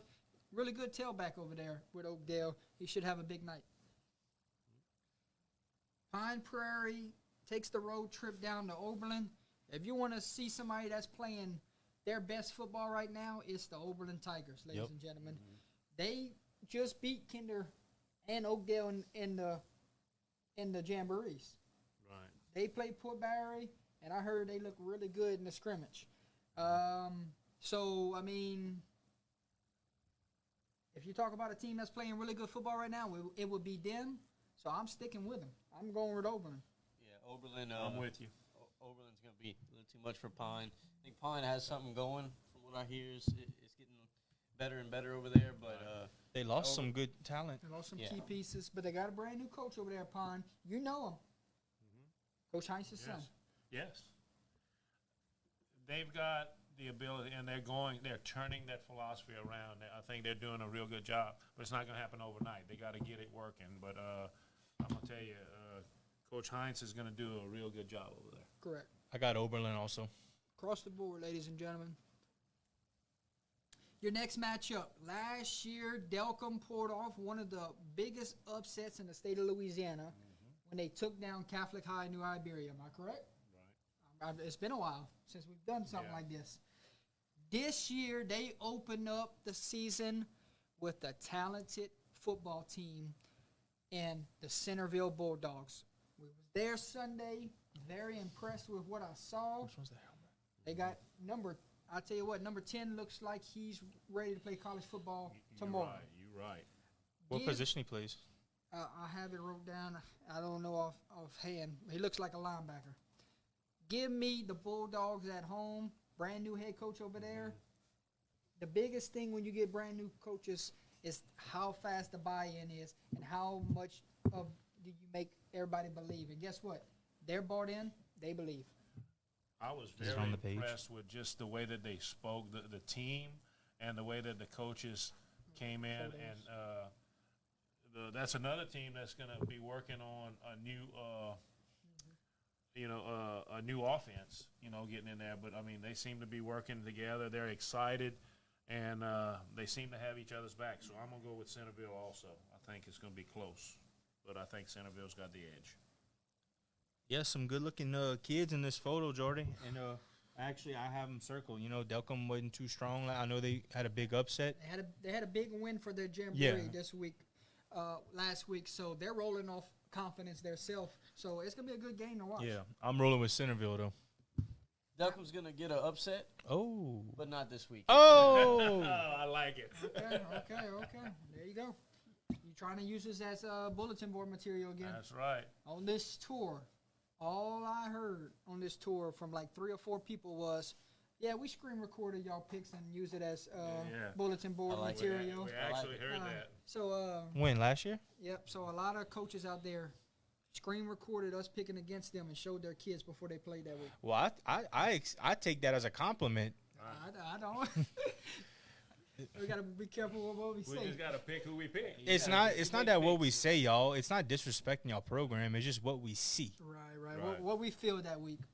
And this is the hardest week because we have nothing to judge by. No, week one, and then I think when you get to those championship semifinal dates, is the hardest games to pick for Yeah. sure. How about the T Cotton Bowl? Once again, prayers are with the founder of the T Cotton Bowl as he recovers in the hospital. But the T Cotton Bowl will be it's a long running tradition between Ville Platte and Sacred Heart. So where will the T Cotton Bowl trophy lie at after this week? Which part of town is the trophy going to? Is it Ville Platte or Sacred Heart? That's old, man. It may be That's- old, but that's- like I That's said, a great history rivalry. right No. I'm saying that's like a old. Old rivalry. Old rival, big time. I don't know if y'all seen this. There's a video going around. It was somebody's grandpa, or I don't know. It was somebody's relative in the hospital. That's the That's founder. the founder. Yeah, and you seen that both That's Ville, what I read in the headline yeah, earlier. Ville Platte kids was visiting him, and Sacred Heart kids was there too. It's really cool. This, if I can remember correctly, one of the earliest times they played the T Cotton Bowl. It's usually Squirrel Weekend. They play on Yeah. Thursdays, What is, so it's Yeah. early this year. Right. And from what I understand, Ville Platte has a new coaching staff, some veteran coaches, but it is new. They're trying to turn that program around. I think Sacred Heart takes it. I tell you what, it's my bad. Go. I tell you what, Ville Platte's gonna be better this year. Yeah, Right. They added faces like Manuel over there that was at Northwest at one time. Right. They added Guillory. Coach Doug Guillory over there Right. to coach defense. So I mean, Oh, he's the DC over there. so Yeah. Ville Platte will be better this upcoming season. They'll be disciplined with Doug. I'll tell you that. They got the athletes over there. I just like Sacred Heart in this one. I think it's a close, fun game to watch for This sure. was later in the year. I tell you what- October, like it usually is. Then it Y'all might ever be closer. been to Ville Platte during this game, this rivalry, bruh? It is packed. Like it's one of the best. dude. traditions You in the cannot drive across the street because it is packed. It's actually cool, but I actually got Mr. Tony Marks he's a newspaper and journalism down there in the Ville Platte area that covers the T Cotton Bowl. He'll be coming on the show soon to talk about that and cool. make some picks with us. Good. Gary? I'm going with Sacred Heart in a close one. I think Doug's going to make that defense really a lot better. But I think he's about a year away to get the athletes to buy into his program. So I think I think it's going to have the edge to Sacred Heart. Holden? I said I agree with Jordy. Doug Guillory's over there and a few other coaches. I think They're going to get the best out of yeah, those they've kids. always had athletes. Just now you got to implement, their style of coaching now. But I'm just rolling with Sacred Heart. It's just Sacred Heart, they took a big lump. They lost a big senior class. oof. Will that be a factor in this game? Yeah. This game is at Sacred Heart, so home field usually wins. But, I mean... The last year Sacred Heart team, I think we all, without a it'd doubt, been say. a quick pick. But I think this year, with them losing a lot, it could be different, y'all. It really could. Yeah. Ville Platte, don't be surprised if they win this game, but for right now, I'm going with Sacred Heart. Jeanerette makes the drive down to Opelousas, Louisiana. That's a Come good take drive. on Travis Blaze's Westminster Christian Academy Crusaders. We watched them at the Jamboree this past weekend. Gary, very impressed with what we saw. We saw a group of kids out there that fought like crazy, and the will to win was undeniable. Who'd they Well, play? Central They Episcopal. played. It came down to the wire, right? And the yeah. weather had a big factor. Yeah. I would say so, but I'm going to tell you, they played a very good Ascension Episcopal team in the Jamboree. Mm-hmm. They're playing. Travis Blaze got this team believing in themselves. If- And I'm going to tell you right now, I think they can beat Jeanerette. I seen a picture. I'm going to pick them. Correct me if I'm wrong. If you're watching Travis, y'all look like y'all even have more kids this year than last year. Like it looks like they see he's building it, They're and you getting getting. there. Got some getting from the junior high that came Yeah. in. Yeah, for sure. I'm gonna stick with. I think I was impressed. I actually have to say I got a couple former students of my school in with that program, and the first thing they do is they come up to see me and they were, "Hey, Mr. Gary, you remember me?" And it's sometimes I do, sometimes I don't, and then they tell me their name and I do. But these athletes that they have are coming up. Travis Blaze got this program working on all cylinders right now. True freshman. So I have to say, Westminster. True freshman at quarterback, but he comes from a talented background. Correct. His dad played football at OHS. Correct me if I'm wrong. So I mean, he's got the foundation laid from him. He's gonna be a great quarterback before he gets out of Westminster. Correct. So look out for his name by the time he becomes a senior. Can't wait to go some of the games this year. But I'm rolling with Westminster too. Yeah. Jeanerette, they make the move to 1A. Watch out for Jeanerette. Yeah, watch out. Jeanerette's going to be tough. They're gonna be tough. They go into 1A. I think they compete in 1A for sure when they get to the playoffs. Right. But as of week 1, give me Westminster. Yep. So that field that is over there at Westminster looked mighty bad at the end of that jamboree. It's bad. So if I don't know what kind of offense Generette runs, if they're disciplined, but they could play a factor. Generette usually has some speed, Come on now. But but I knew it. I think Westminster's going to take it just because Smart man. they played good in that environment and Should be a good crowd for us. For three our yards season and opener. and some kick up of mud. You know what I mean? So Well, I'll take Westminster. But it's amazing to watch what that man's done. Coach Blaze in what, 2 years, 2 or 3 years? This is 3 years ago, 3 years ago, they'd have lost that Friday night jamboree 44-0. This man's They like. played it since you the gotta se- believe- And inception of do you Pittsburgh. see the people in the stands? They're filling it up, man. Like, Oh, most definitely, dude. Love to see programs like that become successful because you believe in the man that's in charge. And, gives me goosebumps. Yep. Yeah, I'm excited about it. Next up, Lake Arthur against Basile Bearcats. What to expect from this Bearcat football team, we don't know. They lost a good little bit on Jordan. We have not talked much with the Baconator this year. He's in the comments. He might be in the comments. He ain't giving me much. He gave me a little bit, but he ain't giving me like he was the last few years. So we'll see after week 1. I mean, they got to go down to Hanson Field and play in front of a raucous crowd in Basile. Lake Arthur, they're very explosive this year. You got we over there coaching. I mean, they're going to put up some points. Can Basile keep the ball away from them with that smash mouth football? And Do they still have Logan Bazinet? no, Ethan Bassinet, no. Yeah, Ethan. And the other little kid, number 5, Horace. Number 9, Yeah, he's I don't know if he's playing, so we'll see. okay. Basile, Lake Arthur, who wins this football game? So I don't care what Basile has this year. I got obliterated by their fans for not picking them. So let's go Basile just to keep myself. They did not. Oh, they killed me. They destroyed me. Yeah, Last year Basile you by picked against 50. them? Last year you picked against them? Almost every week. So yeah, Basile by 50. No, trim it down because you don't want Lake Arthur to get on you. Yeah, Laker, you don't want to let go. They're far enough away. It's all right. By 7. Yeah. There you go. Man, I'll be honest with you. I don't know what Lake Arthur's got this year. I'm sure it's got to be better than what getting better. They got a really good team this year. I think it's going to be probably a dogfight, but the key is, can that ball control offense, control everything against Lake Arthur? I don't know if their speed is there, but I'm gonna give the edge to Basile. I'm gonna go with Basile. That's just me. If we talking about Basile last year, I think I'm a straight up answer with Basile. But I've been talking to my buddy. We call him He's the coach over there at Lake Arthur, and he's told me a lot of things. And I'm gonna get hammered for it. No, But they're nice people in Basile. I'm a pick Lake Arthur. I'm a pick Lake Arthur this week, yo. I want to see what we got. I said I love Basile. I do. I just want to see what y'all got. I know. So you lost Ethan Bazinet. That was a good talent. He was a hard-nosed kid. He ran the ball hard. Lost a few pieces. And like I said, I'm just getting the inside scoop from Lake Arthur. That's why I'm rolling with them. Yeah. Where is Basile going into the season health-wise? Who's the new faces to look out for? We'll find out after week 1.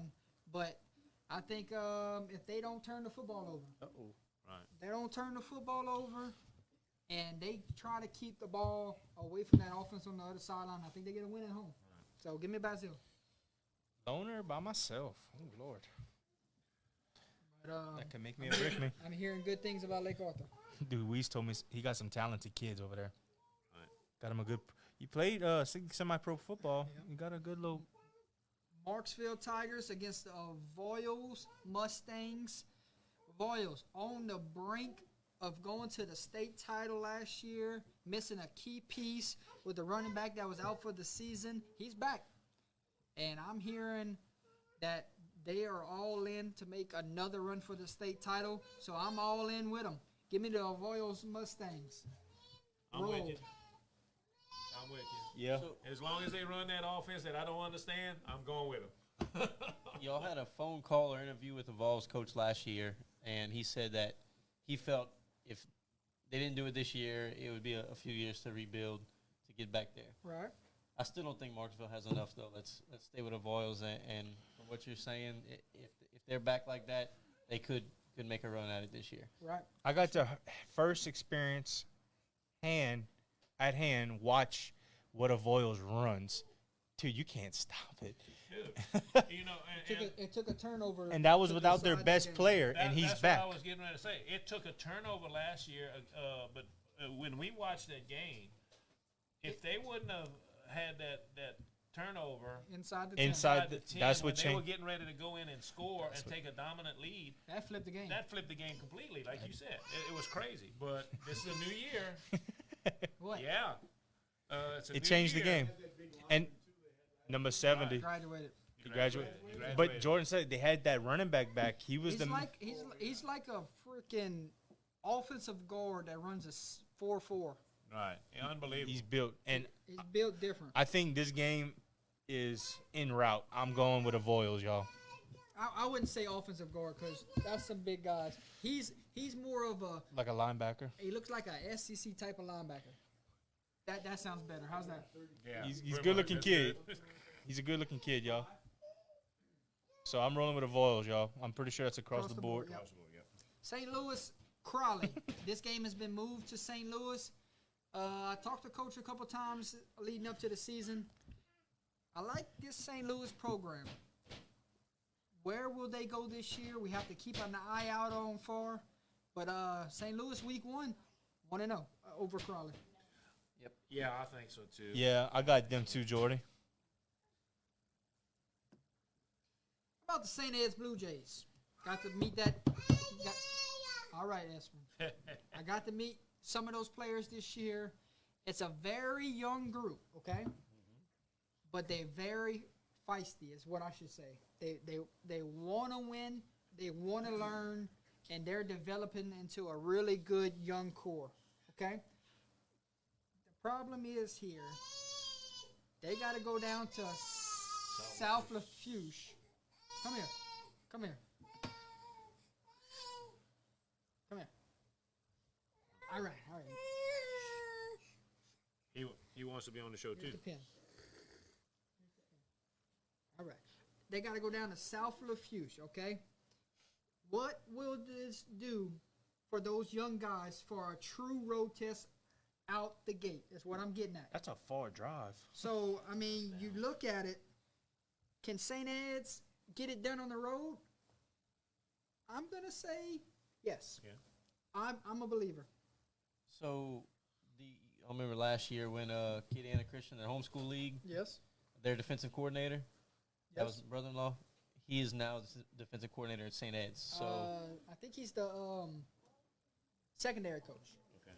Well, Yeah, they got it. one of those defensive guys. Anyway, Coach so you Seth. bring Seth. You bring a lot of that experience of winning at a high level, even though homeschool league, but it's still winning at a high level. So you bring that over to St. Ed's, and I think that they're going to be more technical than South Lafourche and get it done. A lot of people are riding off this St. Ed's football team because of how young they are, but I think they go down on the road and get a win, and pretty much sets the tone and says, don't go off of the jamboree, go off of what we got moving forward. So we'll see. I'm gonna go with St. Ed's too. I mean, I don't know what South Lafourche has, but I'm gonna go with St. Ed's. They are young, but they, like you said, they're all feisty, very feisty. Holden? I'm rolling with St. Ed's this week too. I think South Lafourche, I've seen who they played last year and stuff. I still don't. I'm just rolling with St. Ed's. Keep it at that. That's who OHS went and knocked off in the playoffs, right? 57 to 42 or something like that. Brobridge Franklin, brand new coach down there at Brobridge this year. He came from Patterson. Franklin lost their highly talented quarterback. Who we like in this one? Remember, Brobridge was a sneaky little. Our buddy Jamal, he told it. BB? BB. They were sneaky, like they were young last year. I think they won 6 games, but we would They remember. got a brand new system, brand new coach. So Yeah. They Have won they- some games last year. We picked against them. Have they caught up to their potential? That'll be the key. I'm rolling with them this week, Jordan. I like Bro Bridge. Yeah, I'm with you on that. I find it hard to. Every time I picked against Bro Bridge, they bit me last year. So I remember last year I picked Boshan to beat them, and it bit me. Right. Yeah. Yeah. I'm gonna go with Bro Bridge. That booger. He said Bro Bridge, didn't he? Y'all heard that, huh? Yeah. Franklin's up and coming, but I think Bro Bridge has too many athletes, and they just overpower them a little too much. So, Bro Bridge. Bro Bridge across the board. New head coach gets his first win. Dude, they got talent over there. Right. Most definitely. Booger. Okay. You see it? Yeah. All right, back to action. How about Coach Brody and the Kaplan Pirates? Going down, taking on North Vermillion out the gate. They're primed to make a little run here in their non-district schedule before they even get to district. We looked at this schedule.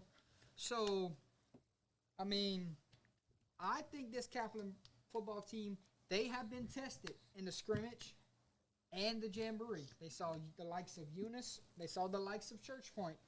All that's done is get them ready to go into this non-district schedule. I like Kaplan on the road. I'll agree. Kaplan on the road. I roll with Kaplan also.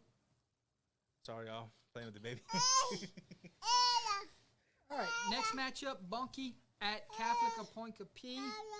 I think we got two coaches from both sides in the chat right now waiting to hear this pick. Sorry if we pick against you. No hard feelings. I saw what Catholic of Point Capee did at Parkview Baptist the other day for the Jamboree. That's a physical football team at its finest. Coach Vinny does a great job over there. Give me Catholic of Point Capee Hornets at home. I agree. I think it's going to be an exciting ball game, but I think Point Capee is going to have the edge. But I honestly think it's going to be a close game. I think it's going to be nip and tuck. But I think Point Capee is going to have the edge. You ready to come get him?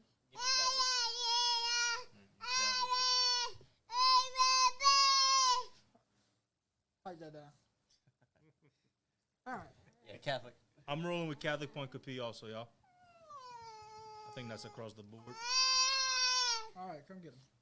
Because he's about to blare people's ears. Okay, come on, buddy.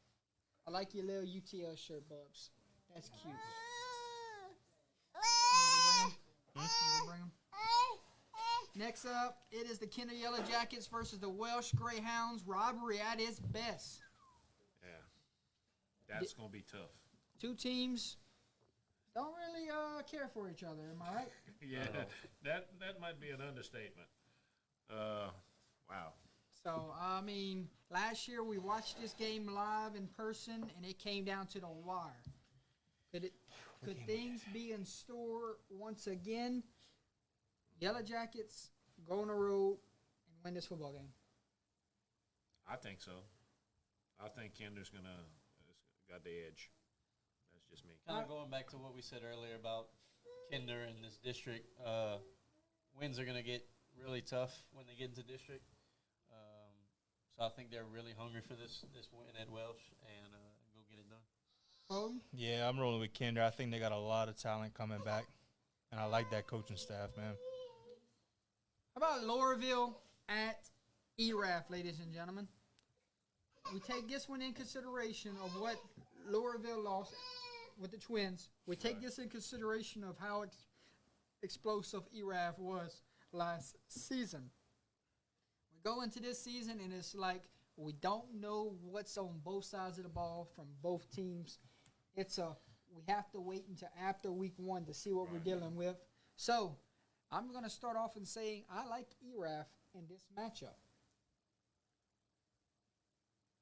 And I'm going to go against you. I like Loreauville. Loreauville's got tradition. Loreauville is always good. And so, I mean, I think, it's like the last few years they've been losing people, but they've also reloaded. So I'm gonna just give the edge to Lowerville a little bit, but I think it's gonna be a nail biter. I don't even know who that is that just commented. What do you say? 'Cause we're all here, so it might be Cody That's Cody. or Jake. Okay, it's Jake. We got a bunch of us in there. So we got Lowerville, I got ERAF, ERAF. I roll with Erath this year just because I think Lowerville losing them twins, man, that's some big. That was majority of their team. Some big shoes to That's fill big, for sure. That is big shoes to And like you said, Erath, man, they upset somebody last year, and Jordy, I think, picked Erath, and he said, "I told y'all." I forgot what game it was. Ain't no telling. But- You remember what happened last week? What happened last week? No, me either. You asking the wrong one, bud. All right, next matchup, you got Plaquemine against Ascension Episcopal. I tell you what, this is one of those games where if you go back to a few years ago, you say Ascension Episcopal all day. You go back to last year, you say Plaquemine all day. You go to this year, You don't know. We don't know. All right, I'm going to roll with the Green Devils. I'm going Ascension Episcopal. I'm gonna roll with Ascension also. You by yourself, Jordy. Ascension. All right. I'm either going to have a lopsided record this week or a really, really Big lead. big lead. I wish Fountain Blue was in these picks. Next week. How about this next one, folks? You want to talk about a team that wants to make a run for the state title? It's Vermilion Catholic. You're right. Gary, I think they're all in to go make a run for it. Remember- They got they're claiming one of their best defenses in school history. You were high on them last year, We Jordan. watched them. They got a linebacker, number 18. Holy cow. This guy is the real deal. Vermilion Catholic, yes. I like Vermilion Catholic on the road against Catholic in Iberia. Give me the Screaming Eagles. Me too. I'm Yep. with you. Jordan, remember I hopped on the train with you last year for the playoffs. Yep. That was a good game with them and Catholic Yep. Corner P last year for sure. When we watched him in the Jamboree, 18 showed why he's been sought after by so many schools. He is just unbelievable. He was in everything. And then the D tackle had a touchdown too. I know. Yeah, that's I'm cool. rolling That's with cool. the Eagles also. I think it's a big win right here, y'all. Mr. Alex? BC across the board. That's a helmet I like to get, huh? I like their helmets. Hint. Savoir.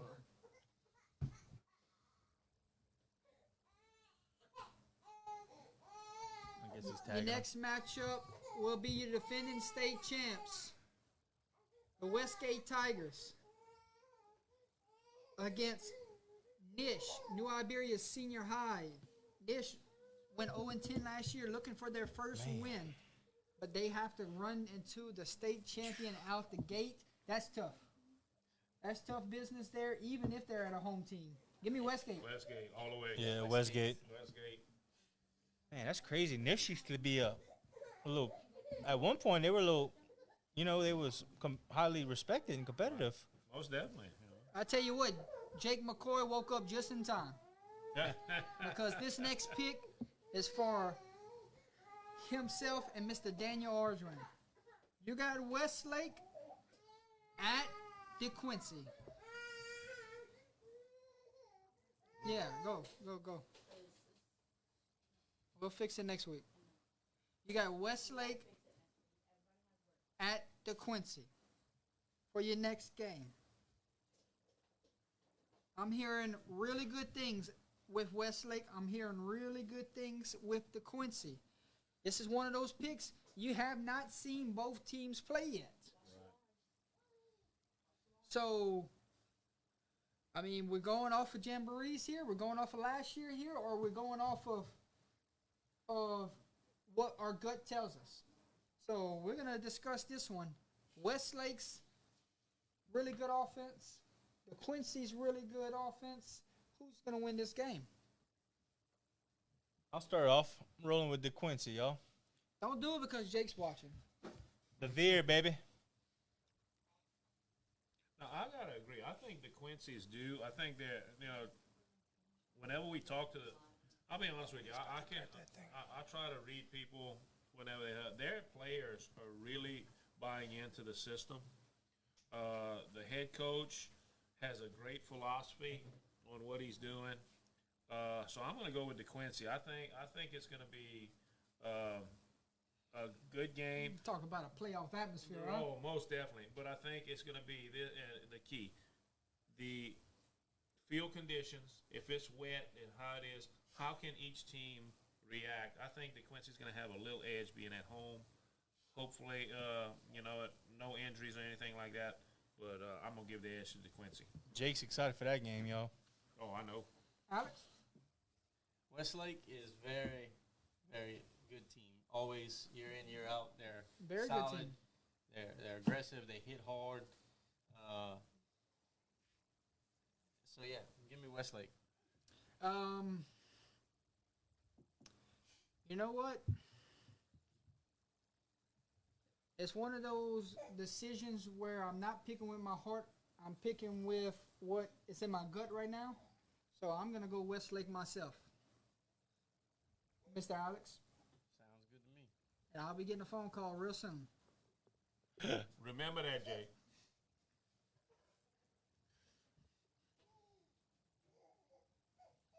He's having fun now. Next up, St. Martinville, Cecilia, ladies and gentlemen. Hopefully that's the last time I pick against DeQuincy this year. Yeah, I hope so. St. Martinville, Cecilia. St. Martinville came off a loss to Karen Crow last week. Cecilia came off a loss to St. Thomas More last week. Both teams really, really good offenses. Whose defense shows up in this one?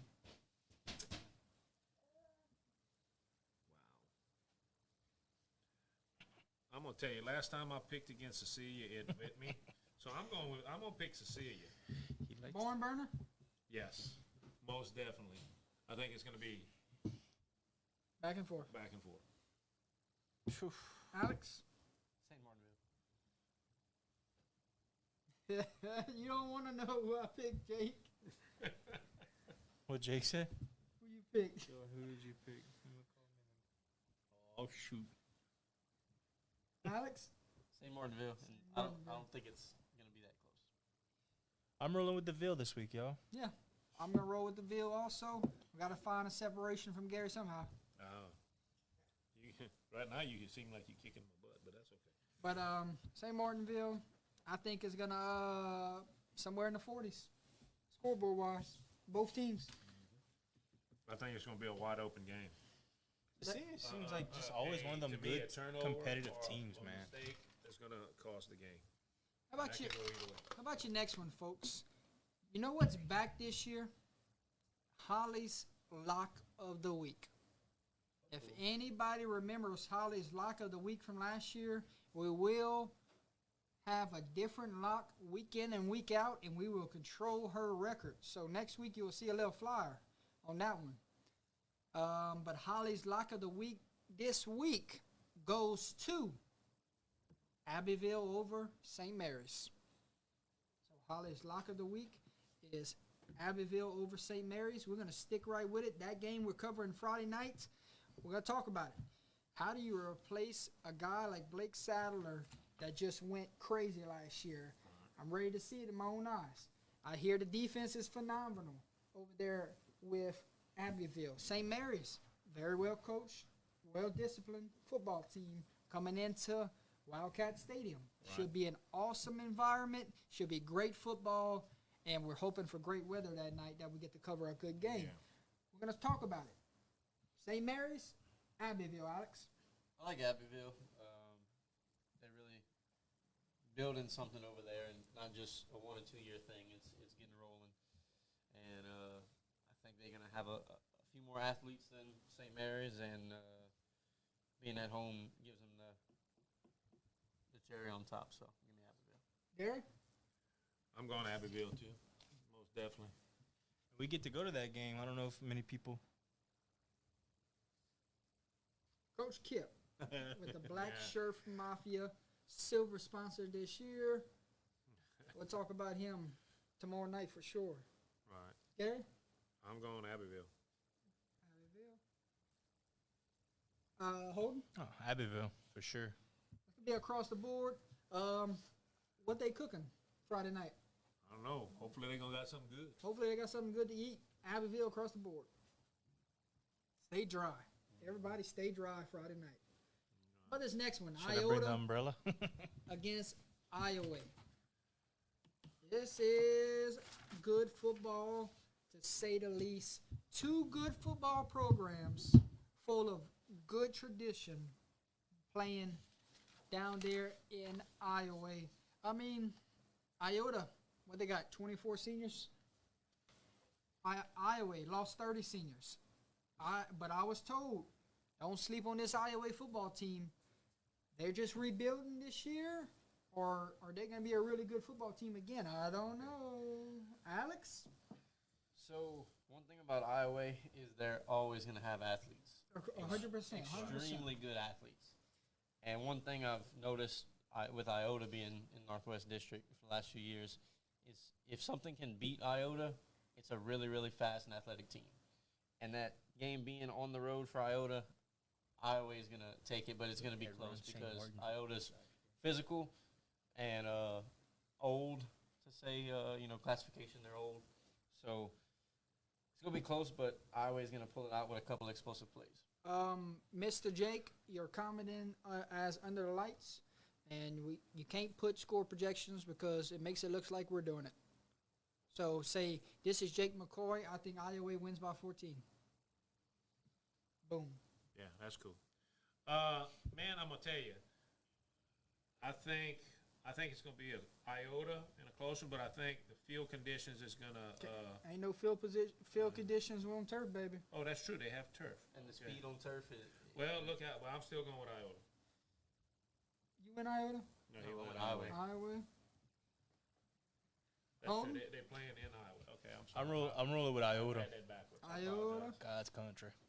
God's country, led by a talented senior group.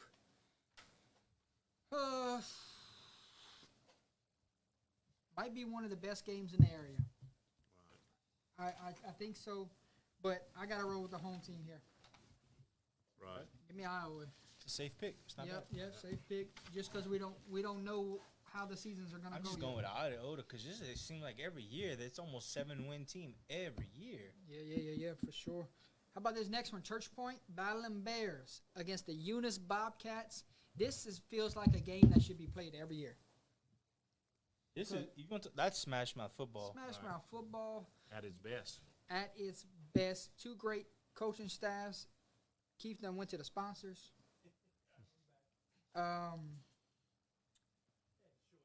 Eunice was a rebuilding stage last year. Right. Young. And then they come back hungry this year. Church Point lost a lot on defense, okay? So where do we stand in this football game? The Bobcats at home or the Battling Bears on the road? I remember last year they lost 35-0, but I know it's a whole different team. No, I know. I mean, if Church Point changed their offense, I want to see it from my own eyes. If anybody else can say something in the chat that they changed their offense, go for it now. But until then, I wouldn't think they would ever get away from the wing T. Right. Yeah, if that's true that the wing T is no more or That's not just as much, rumors. That's not just as- rumors. If it's true, then give me Eunice. So I don't know. I have Eunice pick no matter what, but I think Eunice is coming up at the right time as Church Point is trying to replenish what they lost last year. So at home for Eunice, give me Eunice.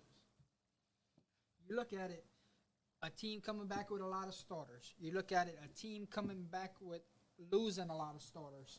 So does that factor into your pick? That's something that you can put fold on right You there. can, but I feel like that's what we always say about Church Point. And they just produce over there, man. They reload, man. They got young people with them. who's to say that okay they lost a lot on defense? They might have still had a lot of boys come back on offense, and I mean, I'm rolling. Look, I had this game as Eunice, y'all, but I really thought I'm rolling with Church Point. I'm gonna be honest. I'm rolling with Church Point. I'm going with you, Holden. I I think mean, Church Point. I understand you lose a lot, but it's just like the last several years, man. Them boys just I'll tell you what. replenish. Their offense is going to be top notch again this year. Will they have to win track meets with teams Yeah, this year? that's That the will key. be the question mark because of how much they lost on defense. Eunice, will they have to win track meets this year against teams, or what would their defense look like? Yeah. Right. Two great programs, two great offenses going at it. In this one, can special teams be the difference? Could well be. Give me Church Point on the road. It's size versus speed, probably that game right there. Church Point got the size, man. Oof. How about your 5A Sam Houston? Taking the road trip down to Manny. If you've never been to Manny, I'd say it now. Go out there and see the way they start a football game. It's fireworks. Those fireworks are insane. One of the best entrances you can find in all of football. And guess what? They got 18 to 20 starters coming back from last year's state championship runner-up appearance. Hello, give me Manny at home. Yeah, I mean, Sam Houston's a very well-known program, but I'm sorry, y'all. I think it's another run for Manny this year. It's a long ride back to Sam Houston. You're my right. friend. You're right. I'm saying Manny. Manny too. They got some athletes over there. y'all. Tacky Curtis. Oh, I thought he was going to Wisconsin. That's crazy. Across the board for Manny. How about your next one? Jonesboro Hodge. Got the leading tackler back from a year ago, the LSU commit. Debo Atkins. Can they slow down General Trask in this one? Oof, what a matchup. Out the gate. Lost a lot, Jordan. They lost a lot. Jonesboro Hodge, really good defense. General Trask, really good offense. Defense, offense, who wins? I'm going to start it off. I'm rolling with Jonesboro Hodge, y'all. I've been talking to a few people. That's a good little team. I want to go with Hodge, but I seen they lost to somebody in their jamboree that I thought would have been a easy win. Who they played? I can't remember right offhand. I saw it this week and I was shocked. Gotta think, though, man. Jamborees. I mean, Yeah, yeah, but it's just- I don't know. At Trask. Yeah. Yeah, give me Trask. Until I see this week, I'll have a better understanding with these two programs. So give me Trask at home. I think I'm with you, Jordan. I think I'm gonna go with it's all Trask. good. I'm going to take my W this week. That's going to give me the overall victory. That's fine. I tell you who did change their offense this year. Oak Grove, ladies and gentlemen. Oak Grove coming down to Opelousas, Louisiana. There's our guy. I ain't seen that guy's name in a long time. Man, that's an undercover Go Prep guy. Something. He knows every stat. Hello, Braden. It's been a while. West to Wichita. Nice to see you again. Still trying to get you on the show. Oak Grove changed their offense. They're coming down to Opelousas, Louisiana, and play a really good Opelousas Catholic football team. We was not believers last year, but we can be believers this year when they only lost 5 seniors. I tell you right. what, ladies and gentlemen, does Oak Grove have enough up front for that front 7 to stop OC that night? Because Oak Grove, they done got out the Smash Mouth football. They running the spread now. Y'all realize how big of a game that is right there down Right Gardner? down there, down the road, baby. This is really good football. Damn, that's a game of. Hats off to OC for scheduling the game like this. Yep. Give me Oak Grove on the road. I'm with you. Oak Grove. Damn. I'm going with OC this week, y'all. Thank God. I'm glad somebody did. They deserve good recognition this year because of what they did last year. And guess what? They're all in to make a state title run. They told me. I feel like it's a good game right here. It's gonna be a good I feel game. like it's a I toss-up, think but it's gonna be a close I'm game. rolling with OC this week. Yep, they're definitely got a contender over there. Offensive line versus defensive line. Who's going to win in the trenches? And you know, Remember I told you you actually interviewed my little brother. Yep. Yes, sir. How about Karen Crow?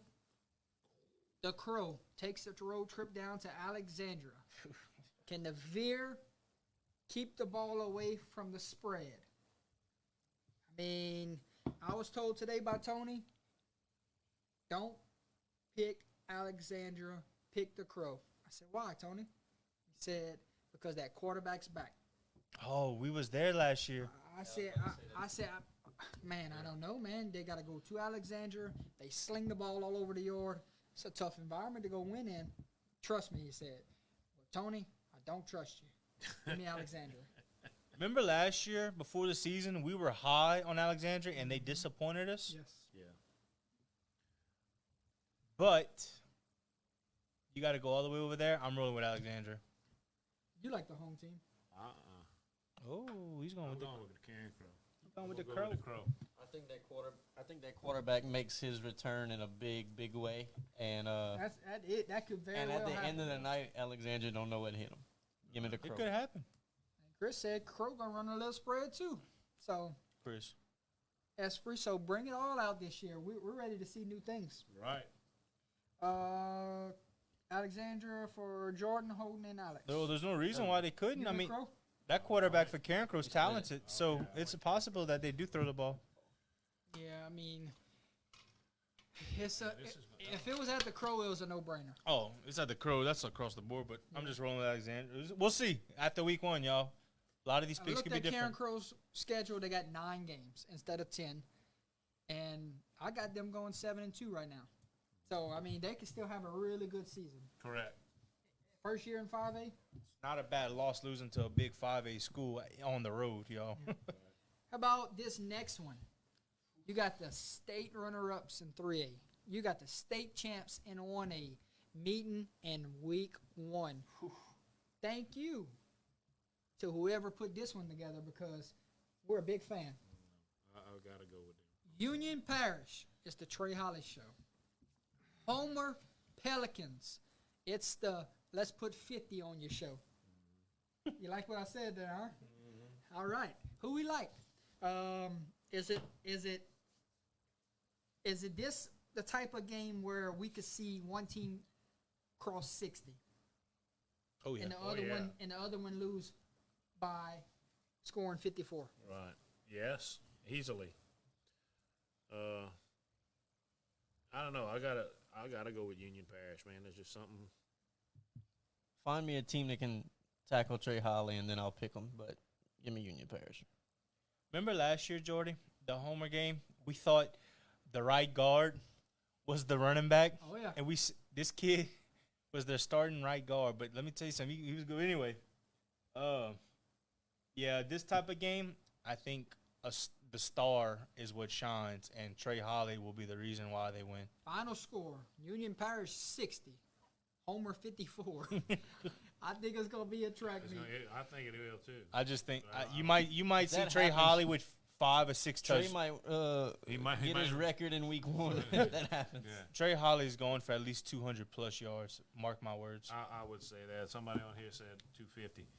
Chris actually. Yeah. See, look, Chris, great minds think alike, Chris. But yeah, the issue is just And then they got to go to can Homer. you stop? Oh, him, though? I'm not saying this is an easy win. This is a semi-final type of matchup, Most definitely. and they're not even the same division Right. I mean, most definitely. because of how the atmosphere will be over there.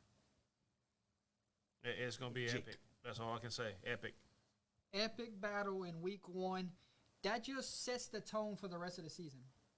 About this next game, Jordy. How about the next one? Yo. Acadiana Wrecking Rams, the Lafayette Christian Academy Knights. I don't even want to pick. It's not often we pick against one of these two teams, but you have to do it tonight.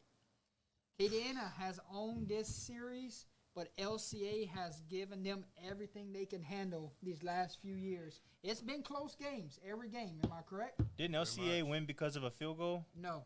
Extra point miss? Nothing. No. Acadiana's Acadiana's pretty much Okay, I dominated. thought. So, I mean, is this the year where LCA can get it done at home I mean, Acadiana, Fear to Veer, rebuilding last year, coming back strong this year. Rebuilt semifinal. Oh my God! Acadiana, and it's not gonna be close. No, it's gonna be close. No, it won't. Alex, we can make a bet on that one. I'm going Acadiana. I don't think it's. I don't think it's gonna be close. I've got to go Acadiana. I mean, I'm sorry. Can you go look outside real quick? Last year, so LCA beat Acadiana last year. So I got that one wrong. Pull it up. What? LCA beat Acadiana. Yeah, last they year? beat them 14-13. Well, that darn it. That's You're right. supposed to let me know these things. I just said that. Didn't they beat him because of missed extra Yeah. point? Yeah, miss extra He point. didn't tell me the year.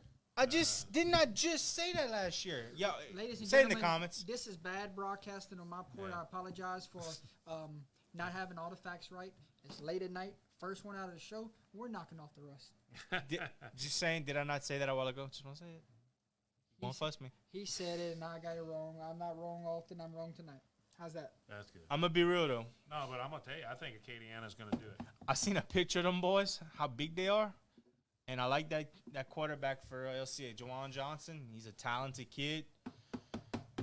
Y'all, I really don't know who to pick, but I'm gonna just roll with Acadiana. Sick of holding. Acadiana across the board, ladies and gentlemen. Your next matchup. Oh, Lord, I see a good one in front of us. Madison Prep against Brother Morton, ladies and gentlemen. She's good? Madison Prep versus Brother Morton. I've been debating this one left and right over and over again of how to pick this game, and I'm going back and forth. I can't come down to a decision, and I still have not made a pick. So I want to hear y'all intake on this matchup here. Wasn't Brother Morton really senior heavy last year? Could have been. Pretty sure that's what we discussed when they went to Karen. That's why we got Braden in the chat. To let us know if they senior heavy. Mr. Go Prep. What Brady said? The run game very strong. I have Prep picked, but Remember They last don't year have that that was quarterback my anymore, so- pick to take it all, yeah. but I think Jesuit stopped him Man, We watched Brother Morton against Karen Crow. against Karen That Crow quarterback whenever That was the quarterback game got when the hurt. quarterback got hurt. And you know, It is one of the toughest to pick this season. yeah. it's at Brother Morton. But this is still Madison Prep. Yeah, but They are. They replacing that quarterback. That's athletes over there, but they Brother replacing a Morton. quarterback and not just a quarterback, Quincy Wiggins also. Yeah, on defense. Remember that. Brother Morton. Yeah, that's what we're gonna turn. If out. Madison I'll Prep's go at Brother home, I'm picking them, but I'm going with Brother Martin because they're home. Morton, yeah. Come on, Jordy. You know you want to pick Prep. Brother Morton got some athletes in that secondary that might be able to match up with Madison Prep, but I don't think they will. Awesome. Yeah. It's possible. Can Madison Prep be physical enough to be up front with a Brother Morton offensive line is the key factor here. So I'm going to say Brother Morton at home in this one, and you never know. This might show us exactly who Brother Morton and who Madison Prep is moving forward after we see how this one plays out. Tell you what, it's a damn good game. Dang good. Brother Morton across the board? I'm gonna go Brother Morton. Yes. Okay. Might regret it next week, but Union we'll go. Parish was across the board. Acadiana was across the board.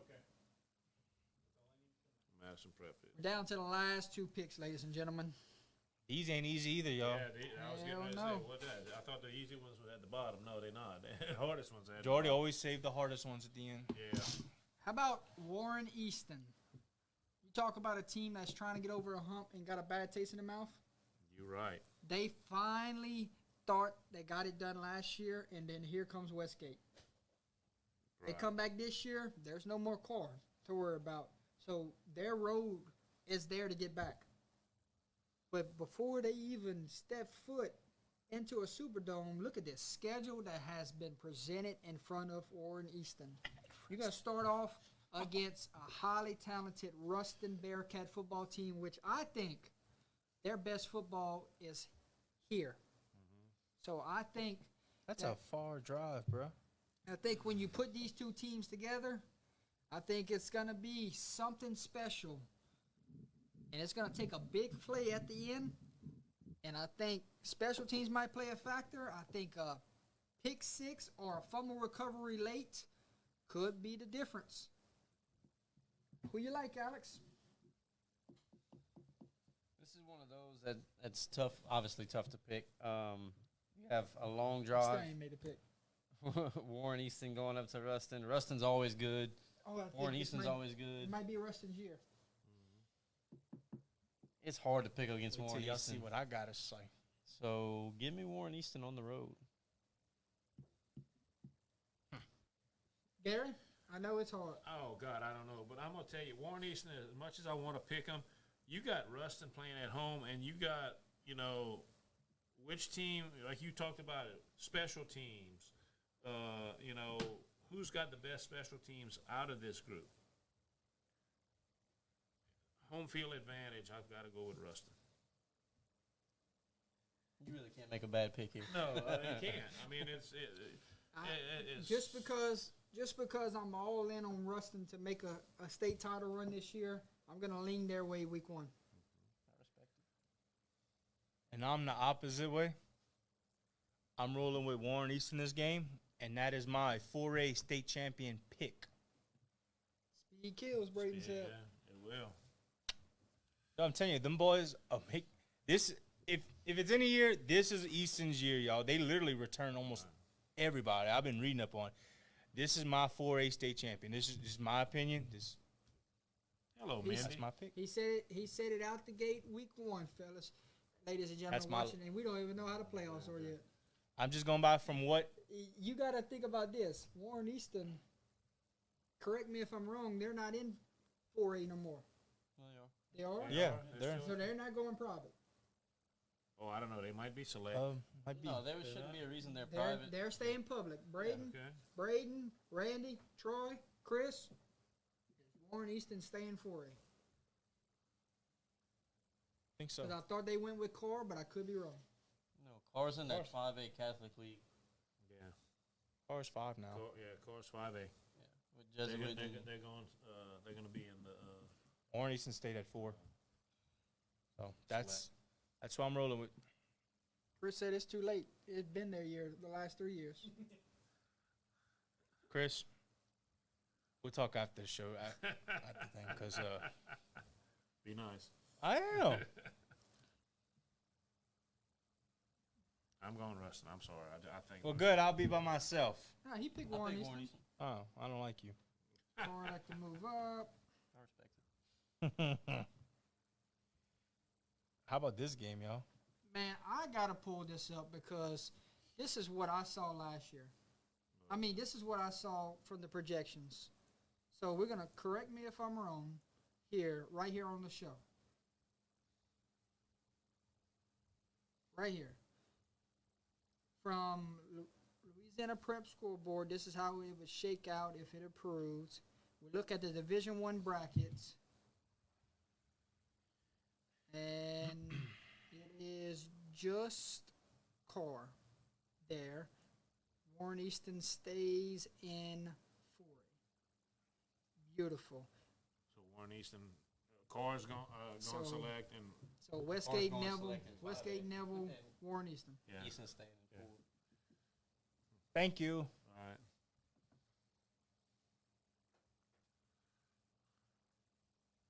Wow, man, the first week is you can't go by nothing. You have no Okay, idea. So I got this wrong again.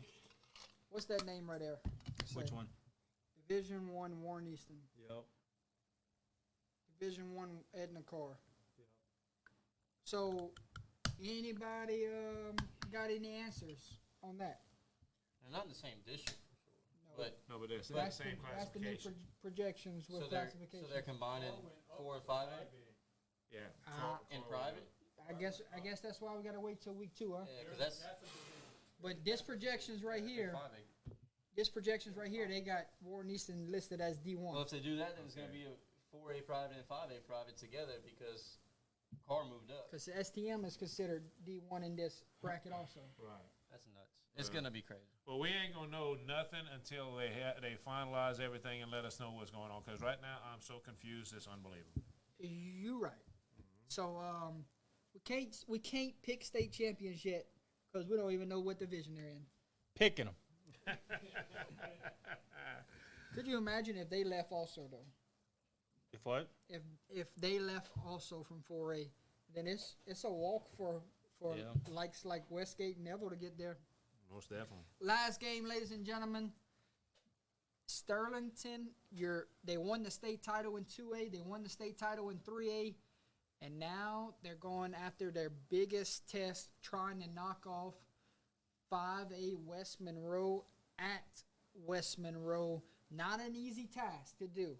But if you look at Sterlington last week and what they went do at Neville, it shows you clear as day this football team is primed to make another repeat in 3A. This football team, they're playing on high cylinders, and if anybody can go into West Monroe and defeat the Rebels, it would be them. Can they do it? That's yet to be determined.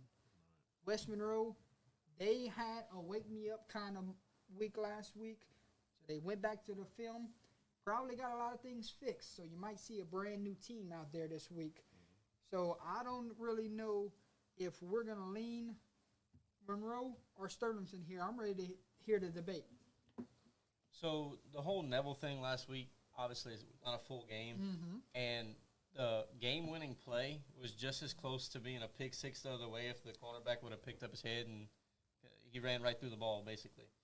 So you were that close to having a pick six the other way for a Neville win. You know, just as close as you were for Sterlington winning it. Brayton works for GoPrep.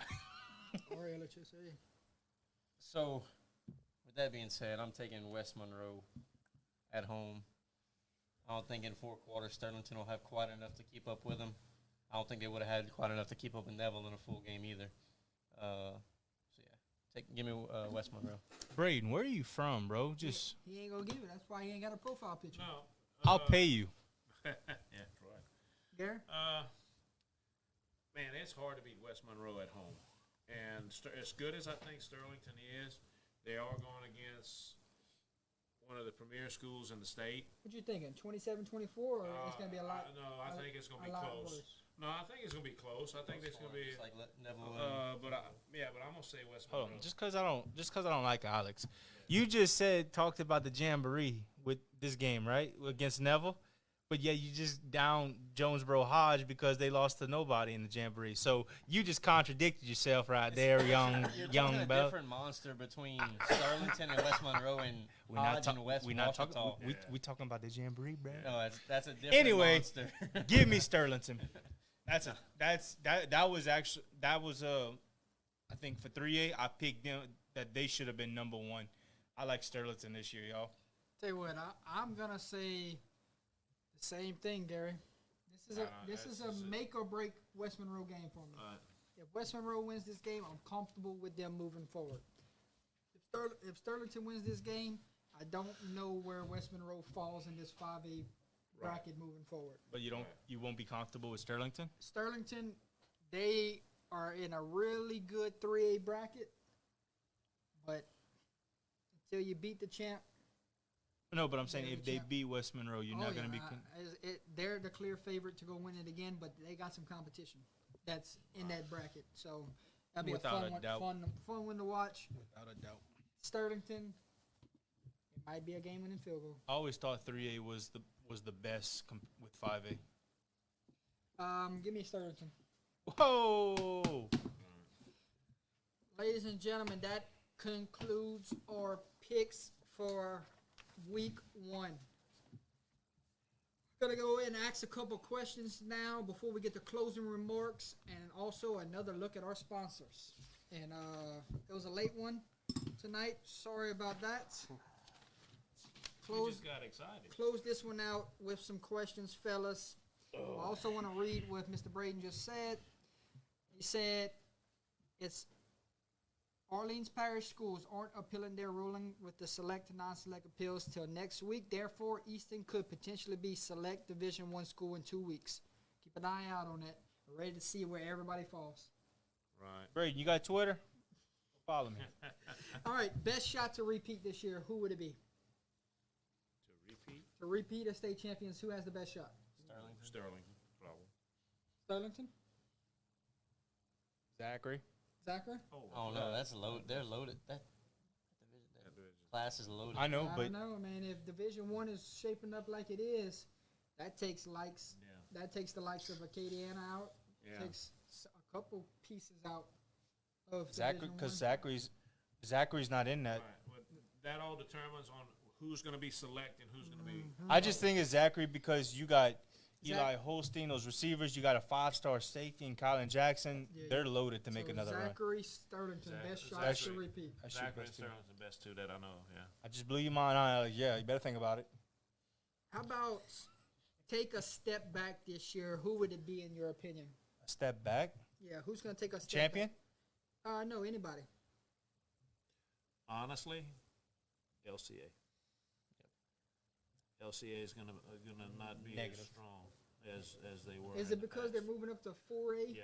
playing this tough schedule? Right. They was beat, That's- but think- here's my thing: they were beating 5A teams last few years too. I think this is a little bit of a rebuild for them. Right. I think this is. I mean, they beat They have Acadiana last They year. have talent, but their talent is still young.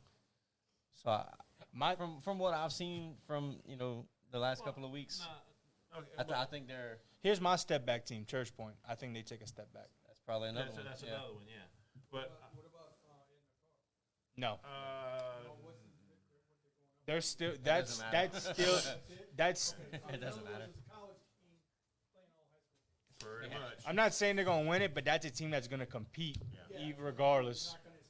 Yeah. No. I gotta agree with Hollis. I think Church Point is gonna probably take a step back to where they were, but I think And LCA we is can just not all gonna. Yeah. and we can all be looking like donkeys next week. Right. Yeah, and it depends because this is week one. There's nothing to compare it to. Yeah. We can't do that. So it's tough. How about an under the radar team that you might say, keep an eye on this team. They can go win a state title or get there. Ooh. Keith said OHS. Holden? I'm looking.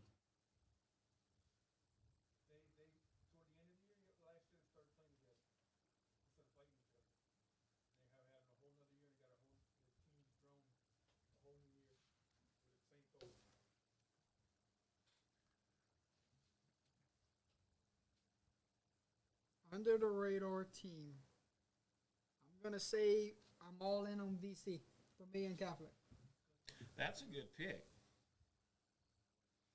Yeah, VC has some losses. They're already written off Wichita Christian and Southern Lab in the Dome, so don't sleep on VC. Right.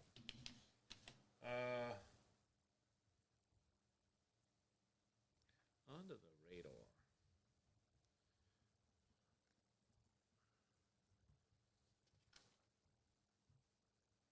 Oh, good. How about this next question? Which game are you looking forward to the most this season? Oh, as in us covering? No, or just in any game general? out there. I'm gonna go ahead and start and say Newman against Manny. You Yeah, took it out you my mouth. took it. I was thinking. I said, ESPN. Yeah. Yeah, I'm supposed to be going to that one, but I honestly don't know about that. On paper, yeah, it looks good, but I don't know what Newman has besides the quarterback. So Manny might run away with that one and make it look just like a regular week. And for the question before, I'll say the team that's not getting talked about is Oberlin. Okay. To make a little What game Run you the looking playoffs. forward to the most? game I'm looking forward to the most. Probably next week, Was it Lake Charles College Prep? Church Point and Kinder. That's gonna No. actually be pretty good. Who was it? Red River and Manny. No, Lake Charles College Prep Lake game. Charles College Prep and Kinder. Tell you what, they got some good ones for sure. Right. They got some really, really good ones this year for sure. Dude. It's gonna be hard to pick this season because they did some really good scheduling. Right. You know what? I'm gonna go ahead and say I think because I'm looking forward to the Woodlawn and Catholic of Baton Rouge game. Yes, for sure. You Yeah. got Most LSU Rematch. commits for that game, dude. Right. Woodlawn. I just That's showed gonna be Jordy. good. Woodlawn's schedule is probably the hardest in the state. I like it. Most memorable game from last year that we covered would be what? Okay. If you're talking about the most highlighted game we covered, was this one. Or which one was the most memorable for you? Oh man. That's a good one. It's on the top. That's on the top of the list. Red River War. Yeah. You know the one The that I playoff like- game we went to. Well, no, the Kid one that St. Helena? well, I mean, you got to talk about excitement. When Westminster threw that Hail Mary at the last second, I mean, I'm sorry, we were jumping up and down, going crazy because it was so. That's an exciting ball game where even though they're small schools, you don't see that happen very often. I mean, we talking about what would you run? What would that? He runs a little wheel route, comes out, throws it, hits him on a dime. It's a touchdown. You know, I mean, it's last play of the game. I tell you what, it's either Abbeville versus Wassman or St. Helena versus Kinder in the playoffs last year. That St. Helena game was fun. Most Right. memorable for sure. What about you, Alex? You watched a lot of Northwest games last year. What's something that sticks out? Oh, that Kinder game was electric and came down to the wire. I want to say it was last second play, back and forth. You know what game I enjoyed the most last year? We couldn't cover it, but we went to it. Madison Prep versus St. James. That was a good game. You That watched a lot of athletes in that one. For sure. was most definitely. Wow. Okay. Last question for you, fellas. Give me the score for LSU's game Sunday. Ooh. 48-21 Tigers. Might even be worse than that. Gary? I'm gonna say. I said no, it I'm, wasn't. I'm gonna probably say. Say James. I liked it, Troy. Oh, I remember. I'd say about. What's up, Troy? I think it's gonna be one-sided. I'll be honest with you. I think LSU's gonna dominate. I think it's gonna be 49-28, Where we gonna find this 49-21, offense? something like that. I think Troy? LSU's gonna really roll. Hey, Troy, you know who I'm looking forward to? Old boy that's committed to LSU from St. James, Kai Preen. Kid's going to break out for y'all. LSU, dude, if you go look on the message boards, dude, Florida State's DC and their coaches are really – I see Florida State scoring 17-20, and I see LSU scoring about 31. 31-17? The reason why I'm saying that is because Florida State, if you go back to last year's team, it's basically almost the same team because they return a lot. They struggle mightily on the outside, and LSU's running an RPO with a running quarterback. So look for LSU. Florida State's DBs couldn't keep up with Duquesne's it's- receivers. We could score a touchdown every time the ball gets in the air, essentially. They're gonna have even their defensive coordinator said they're gonna have a tough time. 38-20 LSU. That's really a good. Ladies and gentlemen, at this time, oh my God. Here's a question. What game do you guys look forward to maybe covering this year? It is hands down week 9, Braden. Lake Charles College Prep. Manny versus Red River. Yeah. Manny Red River. Where's that one at, Jordy? Red River. At Red River. Yeah, I'm making an appearance for that game. You might see a explosive game that game. Right. It's the one I'm looking forward to the most because I got that one scheduled at the state championship last year. Right. So we talked to Coach Harper at the state championship last year. Which week you want it? Coach, I would like to cover the Manny game. Done. Yeah. You want to talk about Which coach you games said? of respect? Red Red River. River. So that's the one I'm looking forward to the most this year. Keith, we're gonna go ahead and go and show our sponsors one more time. We're gonna give closing remarks afterwards, and we're gonna get on out of here. Man, it's good to be back, ain't it? Closing time. But you can't. I mean, fellas, we got football starting tomorrow if you think about it. Right. Are we muted? No.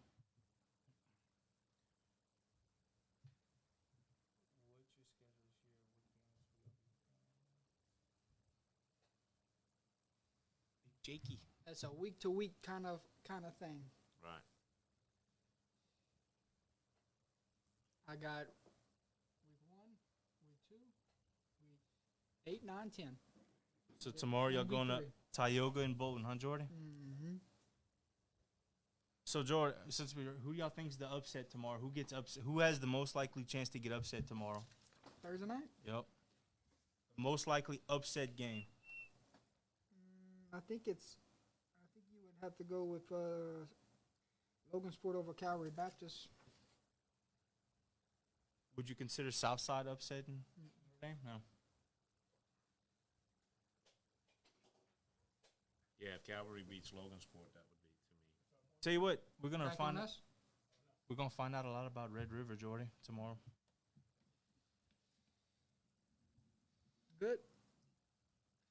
Fellas, let's close this one out. It's been an outstanding show. Ready for some high school football tomorrow night, Friday night, and then the recap show Friday night. There's going to be some fun this year. Here's the 15 weeks of high school football, ladies and gentlemen. Closing us out, thank you once again to our sponsor, Mr.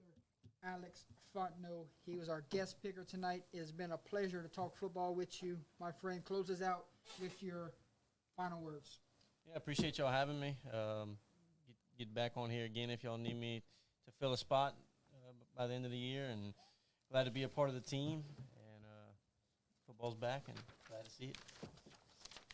Gary, close us out. Well, first of all, I want to say it's been exciting, to prep up and get everything going and get everything right with our backdrop and everything. I want to thank Jordy for keeping me around. And I want to thank everybody involved, all of our sponsors. I'd like to thank all of our people that help us out, Keaton Holly behind the scenes. Everybody, all of our sponsors. We can't thank you enough. But we're looking forward to a great 2022, and just starting off with the schedules that we've seen, I think it's going to be a rocking year, and I can't wait to see what's going to happen. At the end. So here's to a new year, and looking forward to it every week. Holden, close us out.